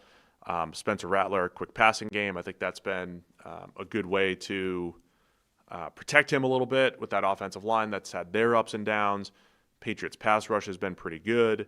And then, look, the wild card for the Saints is Rashid Shaheed. You just never know Always. when he's going to go 3 catches for $150 and 2 long touchdowns. And legit, last week, I mean, they got a fumble return for a touchdown. That's a little fluky. Right. But Rashid Shaheed's not fluky. You can't do it every week necessarily. They have weapons. But he's a big play threat waiting to happen. They have weapons. And even with, Alvin Kamara's banged up as well, but they've got depth as well. Like this is a team that if the offensive line holds up in a given game, they've got weaponry that can make things work, and Spencer Rattler is playing well enough to get the ball there. What else are we looking for in this game? Drake May playing really good football. I thought, he started slow in the first half, but unleashed the big-time throws when he needed to, second-layered throws, the scramble drill to Stephon Diggs. I think May's finding that balance. That was a question for him of when to take chances and take care of the ball versus, show off what you can do with your arm. I think he's really doing a nice job of finding the balance of the special plays that he's capable of making with his arm and his legs, when to do that, and when to throw the ball underneath, take the check down, take what's there. So I think May's playing really good football. I also want to keep an eye on the running backs for New England. We know Ramondre Stevenson fumbled again. Was he at 4 now this year? I mean, just for 3, I think. Is it 3? I mean, When a guy fumbles more than once, it feels like 10. Right. Right? Maybe that was his 4th, but I think it's it was so 3. uncommon. But if you're on pace for 12, like a 12 to 16 fumble season, this is why it's so impactful, right? This is why, like, when we were doing PFF grades, it's like, man, this guy did great. He only fumbled once. It's like, yeah, but if you fumble once every game, it's the worst season of all time times 10. Like, it just doesn't happen. So if keep watching Stevenson, if he fumbles again, what do they do? Travion Henderson, I think, has looked a little underwhelming right now, but I still think he's good and deserves a few more touches. So I'm just curious to see how they break that down. Stevenson's a good runner when he doesn't fumble, and Travion Henderson, I think, can be a good runner with some more opportunities and getting into a rhythm. It's also such a long-standing problem now with Stevenson that it's a target. I mean, I forget, it might have been that game, the Bills Patriots game, where they were talking about it. Like, once there's blood in the water, once defenses sense that this is a thing that could happen, fumbles, they are going after that football. And in a league where they're already kind of going after it a lot with the peanut punch, and like teams have never been more aggressive at going for the football in the course of tackling, and you have a guy in Ramondre Stevenson who is now like a giant target for that. So he's running with he's 2 hands on the ball. Yeah. And again, that's interesting too, because he's generally he's pretty fast. He's got some burst and everything. Like, do you lose 2/10 off your 40 just because you're running the ball so you don't fumble? It's just. But the Saints, they forced a fumble last week on Scadaboo. Brian Brzee, I think it was, who forced the fumble in that game. So between that and Ramondre Stevenson with a track record of fumbling coming into this game, maybe this is something they're going to focus on. So fun matchup. Rashid Shaheed, always the X factor. If he goes off, Saints have a chance to pull the upset here. Where are you going with this one? New England by 3.5 Sunday at 1. I am buying into the stellar leadership of Stephon Diggs. I believe he's going to have them buttoned up and ready to go, and they're going to crush the Saints. Stephon Diggs, he started out with wasn't he on the boat doing the, like, everybody was wondering about his mental state. Like I said, that's a different problem. You can question all you want about the boat once the season starts. But nobody's going to question what he's bringing in the meeting room. All business. Just something. Another example of if you have a quarterback in his second, third year, getting the alpha number 1 receiver that is just, I can rely on him. I can have a 10 catch game from this guy when I need it. But it's also stuff like that. Like, you're not just getting. This is why I do think there's value to that. Not only are you getting a guy that you can just rely on, he's going to be there, he's going to make some plays for me, I can throw the ball his way. But you've also got, during a week where there are things like this, and Drake May hasn't really been in these situations before, do you want to rely on the young guys to be aware of that and to guard against that? Or do you want to have a veteran presence somewhere that can just take that off his shoulders and be like, I'm going to make sure everyone pays attention this week? Stephon Diggs leading the charge here for the Patriots. All-around good guy. So the next time you suggest veteran receiver, expiring contract, getting old, and pairing him with the young quarterback, you point to Stephon Diggs like this, helping the development of your young QB. Mm-hmm. It's well worth it. Speaking of a young QB, Cam Ward and the Tennessee Titans traveling to Vegas to face the Raiders. Raiders favored by 5.5 here. A couple one-win teams, Titans and Raiders. Raiders, is the line 4.5 or 5.5? It's one of them. It's one of them. Sunday at 4:05. Yeah, man. I mean, how bad must the Titans be to be 5.5-point underdogs against this Raiders team? I don't know. Don't fact check me on this one, but I think Geno Smith has thrown 25% of the NFL's interceptions this year. It's close. Yeah. I can actually find out. Probably as well we don't fact check that because I don't think it's true. Dude, it's close. He's been terrible. He has thrown 9 out of 105. That's definitely not. I know that, but that's bad. That's 8.6%. Yeah, it's bad. I mean, Geno and Browning. Now, okay, how about Browning? That would just play a fun game. Browning and Flacco. It is Bengals rostered quarterbacks have thrown. Yeah. The second 13%. I'm putting that out there. Talk about the game because I just found a great tweet that people need to know. Yeah, I mean, look, Geno Smith's been pretty terrible.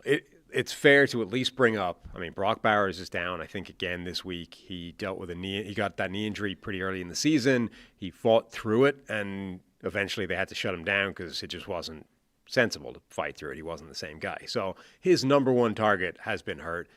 They've missed Michael Mayer. They've had players hurt. It hasn't been the group that we thought it would be. The offensive line has also been a bigger problem than I think people thought it would be coming into the season. So the situation around Geno has not necessarily been as good as it looked maybe on paper heading into the year, but that doesn't excuse how badly he's played, and some of those interceptions have been genuinely terrible, and the baseline of play in between those interceptions has not been amazing either. So the Geno Smith thing so far has been disastrous for them.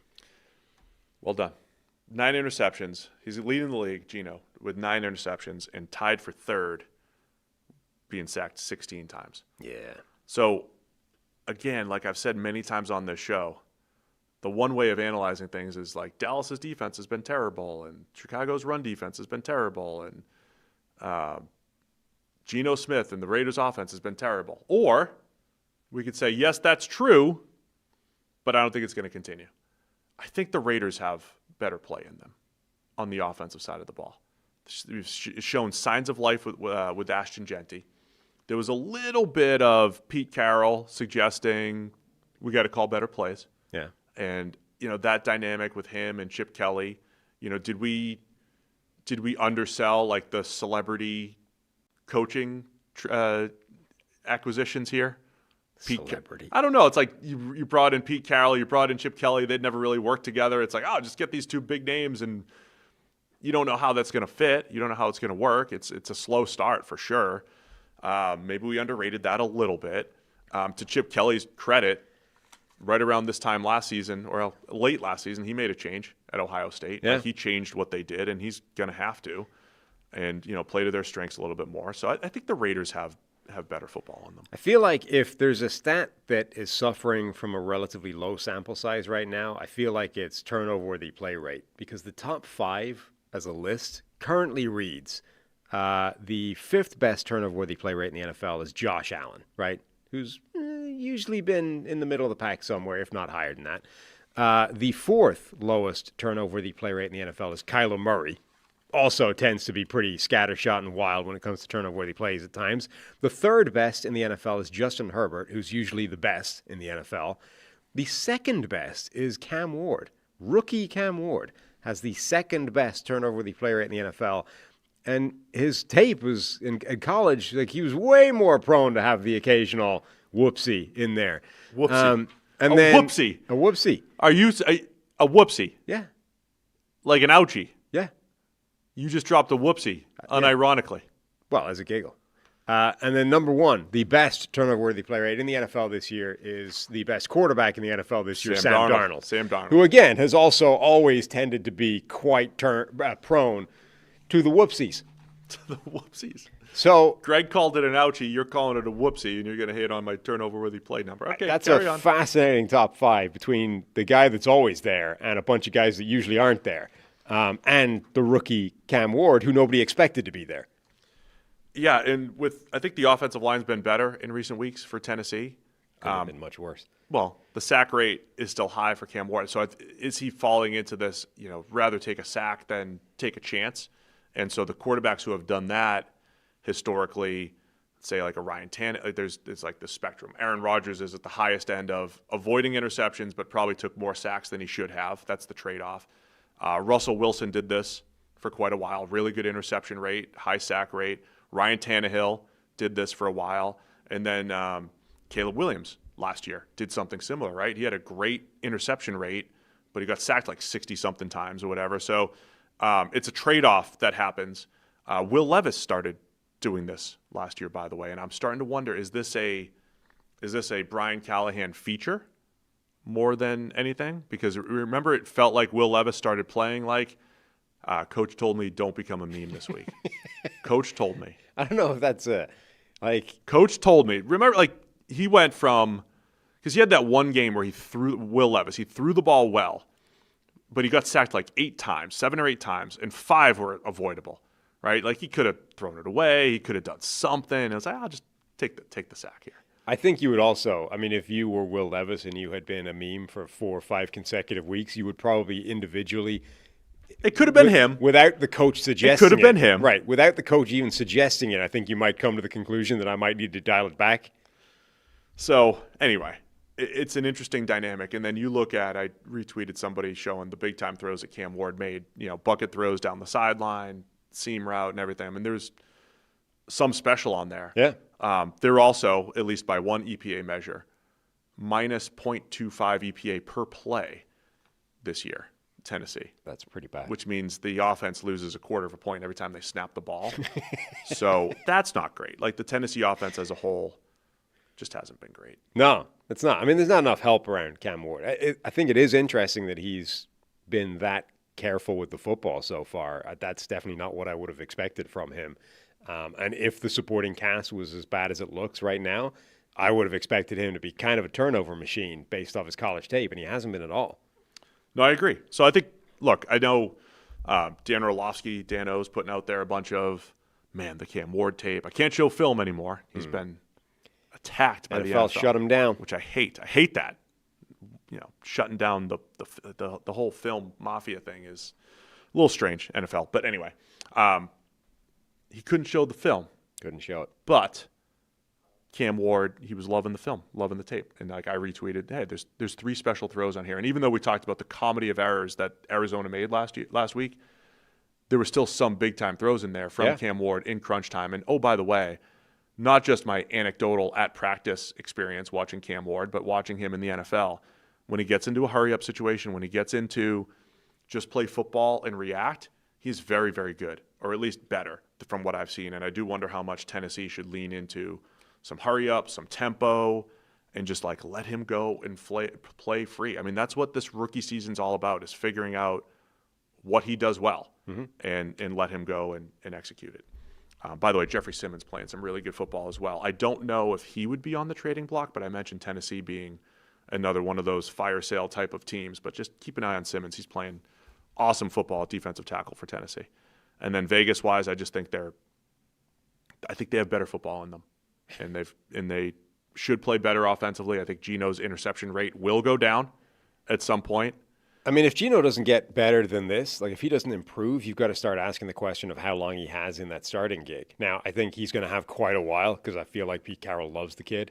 But, this is not starting caliber football at the moment. But Pete Carroll football is also, like I said earlier, my QB throws the ball 24 times. Right, but I don't think, other coaches may be pretty inclined to go, dude, there's only so many weeks you can play like this, get to the bench. I feel like Pete Carroll will give him as long as anybody will give him. All right, man.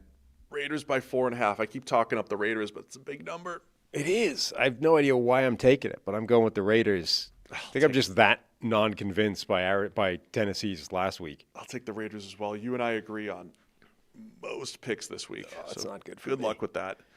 One more game to discuss. The Cincinnati Bengals at the Green Bay Packers. Packers favored by 14.5. Joe Flacco coming to town. He drove down from Cleveland, drove down, playbook in hand, playbook open. He had the iPad. He's studying, learning the playbook on his drive down here. Presumably he wasn't behind the wheel. But Joe Flacco getting the start here, freshly traded for as he makes his rounds in the AFC North. Yeah. Gets to play the Packers again, you know? Just beat the Packers a couple weeks ago. Right. Just do it again. He's going to get, health permitting here, 3 shots at the Ravens. He just wanted 3 shots at the Ravens defense. Already had understandably. One. This is like a team. So old man Flacco, having driven down and now working off a 5-day notice, is going to have to play Micah Parsons in the Green Bay Packers defense, albeit one that he's already beaten. But that doesn't feel like a great assignment.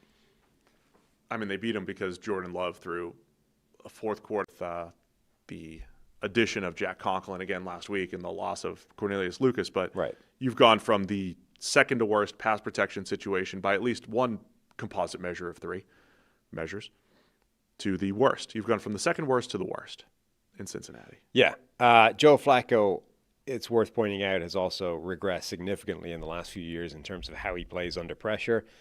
Using Sumer Sports' new AI, what do they call this thing? Sumer Brain? Sumer Brain.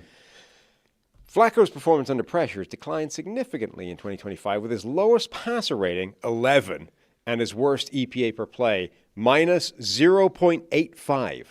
Now, you mentioned the Titans losing a quarter of a point every time they snap the ball. Flacco's losing almost a point every time he's under pressure this season. Always negative 0.85. Almost a point per pressured snap. Yes.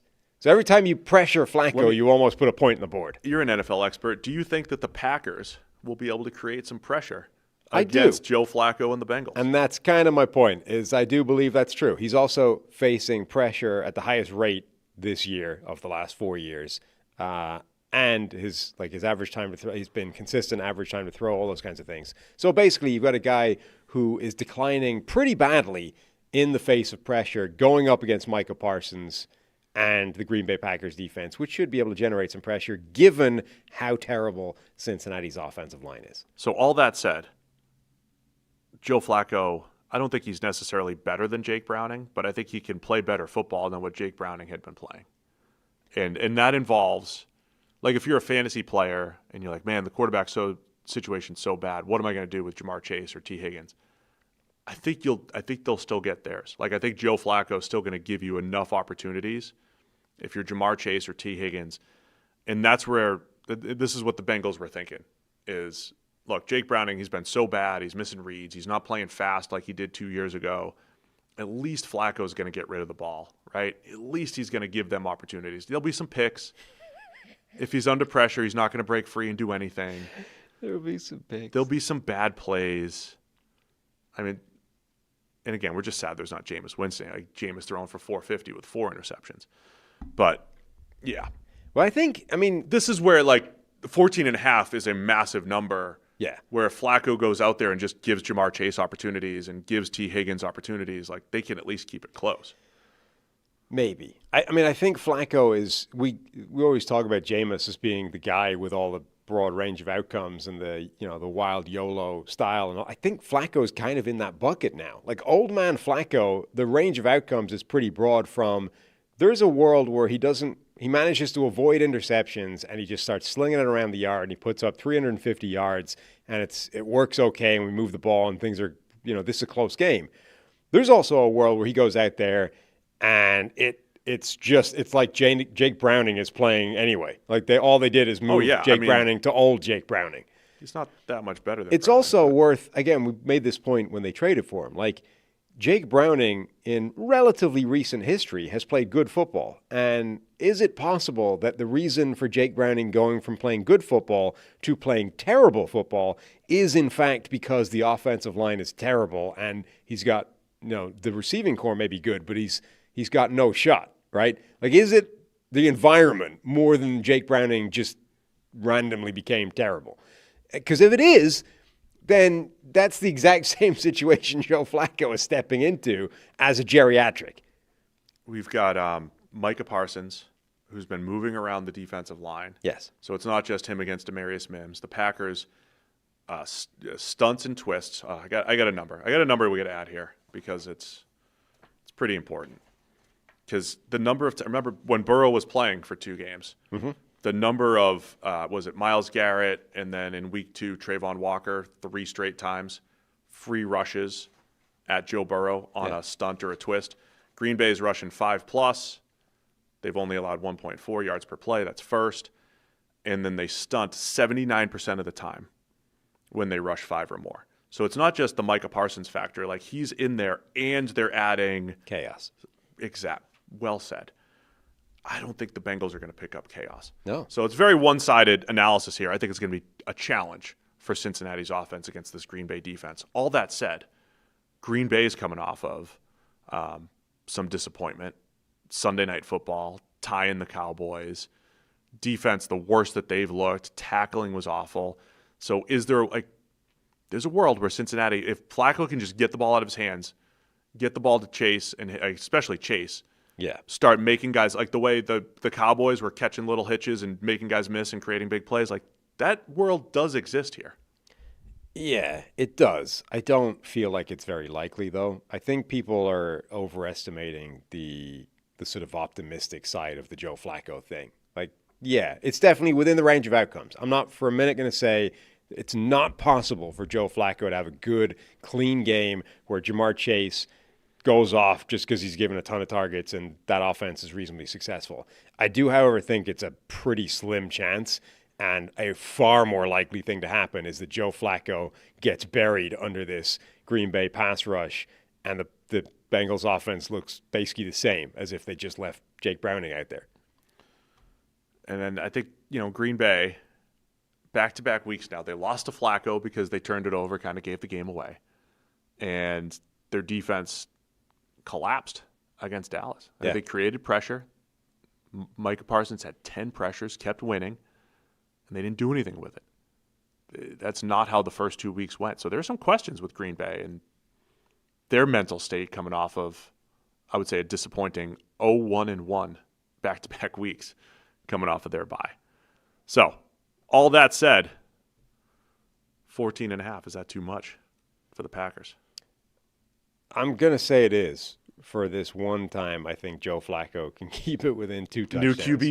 New QB bump here? No, it's more I don't love Green Bay's ability to just run away with a monster win. Really quick, it seems so wild in a game like football that's so complicated, and we hear how difficult it is to pick up playbooks and to learn it, and the number of times over the last couple of years that Baker Mayfield stepped off a plane, not even knowing anything, and won a game. Josh Dobbs did the same thing within a week, didn't he? Like, learned the playbook and at least ran the offense effectively. So it's not unheard of, right? As complicated as football is and playbooks and terminology and all these different things, like we've seen quarterbacks do this before. I guess I'll take Cincinnati. It will be, I Watch think. it just be like 28-6 and right off the bat a dominant It's Green Bay probably going to be an opportunity for Jamar Chase to add to his tackle stats, which apparently he has 5 of them now. They had 3 in that game. I saw some very, very poorly constructed, idiotic arguments that was comparing his tackle total to like Jalen Walker from the Falcons. It's like, well, look at this rookie outside linebacker with 6 tackles, who's a pass rusher in a rotational role. Jamar Chase has as many tackles as Aiden Hutchinson this year. Oh, he's better than – no, he doesn't. He does? Well, Hutch has – because you got to count sacks as tackles. No, I don't count sacks as tackles. A sack is you can double count can't. tackles and sacks. No, yes. It's a different thing. Stop, you're being the NFL now. This is what we – That's the one thing you can double count. No, that's crazy. It's like it's a sack. It's a different thing. It's not just a tackle. A square is a rectangle, and a rectangle is not a square. It's the same. That part's the same. No. I don't want to double count pass breakups and interceptions. Those are 2 different things. You double count sacks and tackles. So you want to have a sack, tackle for a loss, and a tackle all be one play, because that's insane. No, a tackle for a loss should be a non-sack tackle for loss. How? Because a sack is a sack. But so a tackle, when you tackle someone on the opposing team, it's always a tackle. If it's on a run play or completely illogical. If it's the quarterback on a pass play, it's called a sack, not a tackle for loss. If it's on a non-quarterback behind the line of scrimmage, it's called a tackle for loss. So then you look at the stats and you say, this guy had this many tackles, of which this many were tackles for loss, of which this many were sacks. This is how you're supposed to do it. No, this is ridiculous. They should be completely No, it's not. It's like independent. in baseball saying that a double's not a hit because it's a double. You have a total number of hits, of which a certain number were singles, doubles, triples, and home runs. A tackle is a tackle. What should not be double counted is tackles for loss and sacks, right? You shouldn't say a guy had 3 tackles for loss, and 3 sacks, and they're all the same play. But that's exactly how people do this. You Well, have they're wrong. to separate them out because No, they're that's how wrong. people use stats. No, tackle is always a tackle. Some are tackles for loss, some are sacks, some are neither. That's it. It's very simple. This is simple stuff. A pass breakup, like the NFL does, if it's an interception, that should not count as a pass breakup.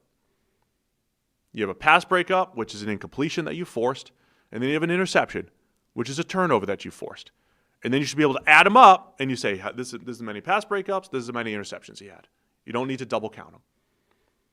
QB hit should not be considered a sack. That's a different thing. Well, yeah, it isn't. But the NFL double counts it.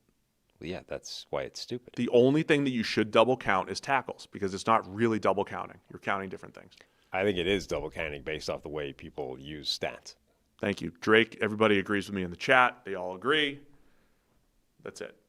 No, it's not that we don't know standard tackling stats. We're trying to look for a better way here, Omar, and this is what we're talking about here. I'm just telling you, a tackle, those are all different types of tackles. The tackle is the rectangle. The sack or the tackle for loss, those are squares or a rhombus or whatever. That's a type of rectangle. Is a rhombus a type of rectangle? Does that count? I don't know. I was cooking. Now I'm done. Guy's asking, how do we think it's double stats? The way the NFL counts their statistics is they double count all of these statistics as the same thing. So a guy can have some areas. A guy can have one play. He can sack the quarterback. That will go down as a sack. It will go down as a tackle for loss. It will go down as a tackle in official NFL stats. And then later, after the fact, somebody will go, what a game by this random player. He had X tackles for loss, and X sacks, and they're all the same plays. Now, just to add to that, a sack in the NFL game book will also be a QB hit. Yes. So it'll be all of those, right? And so when people put stats out there, this guy Right. had 3 tackles, sacks.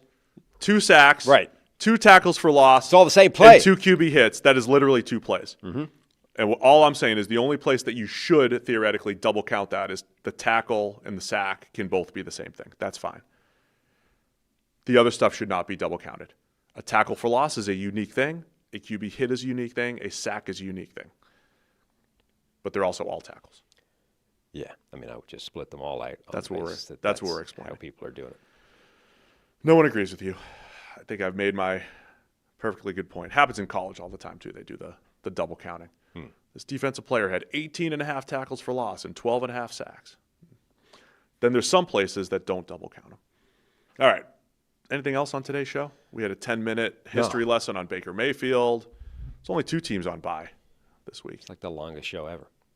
Every week we say this. We're at 3 hours on the preview show. Yeah. It's what we do. Are we done? Mm-hmm. I had no more use for my research. No, it's all done.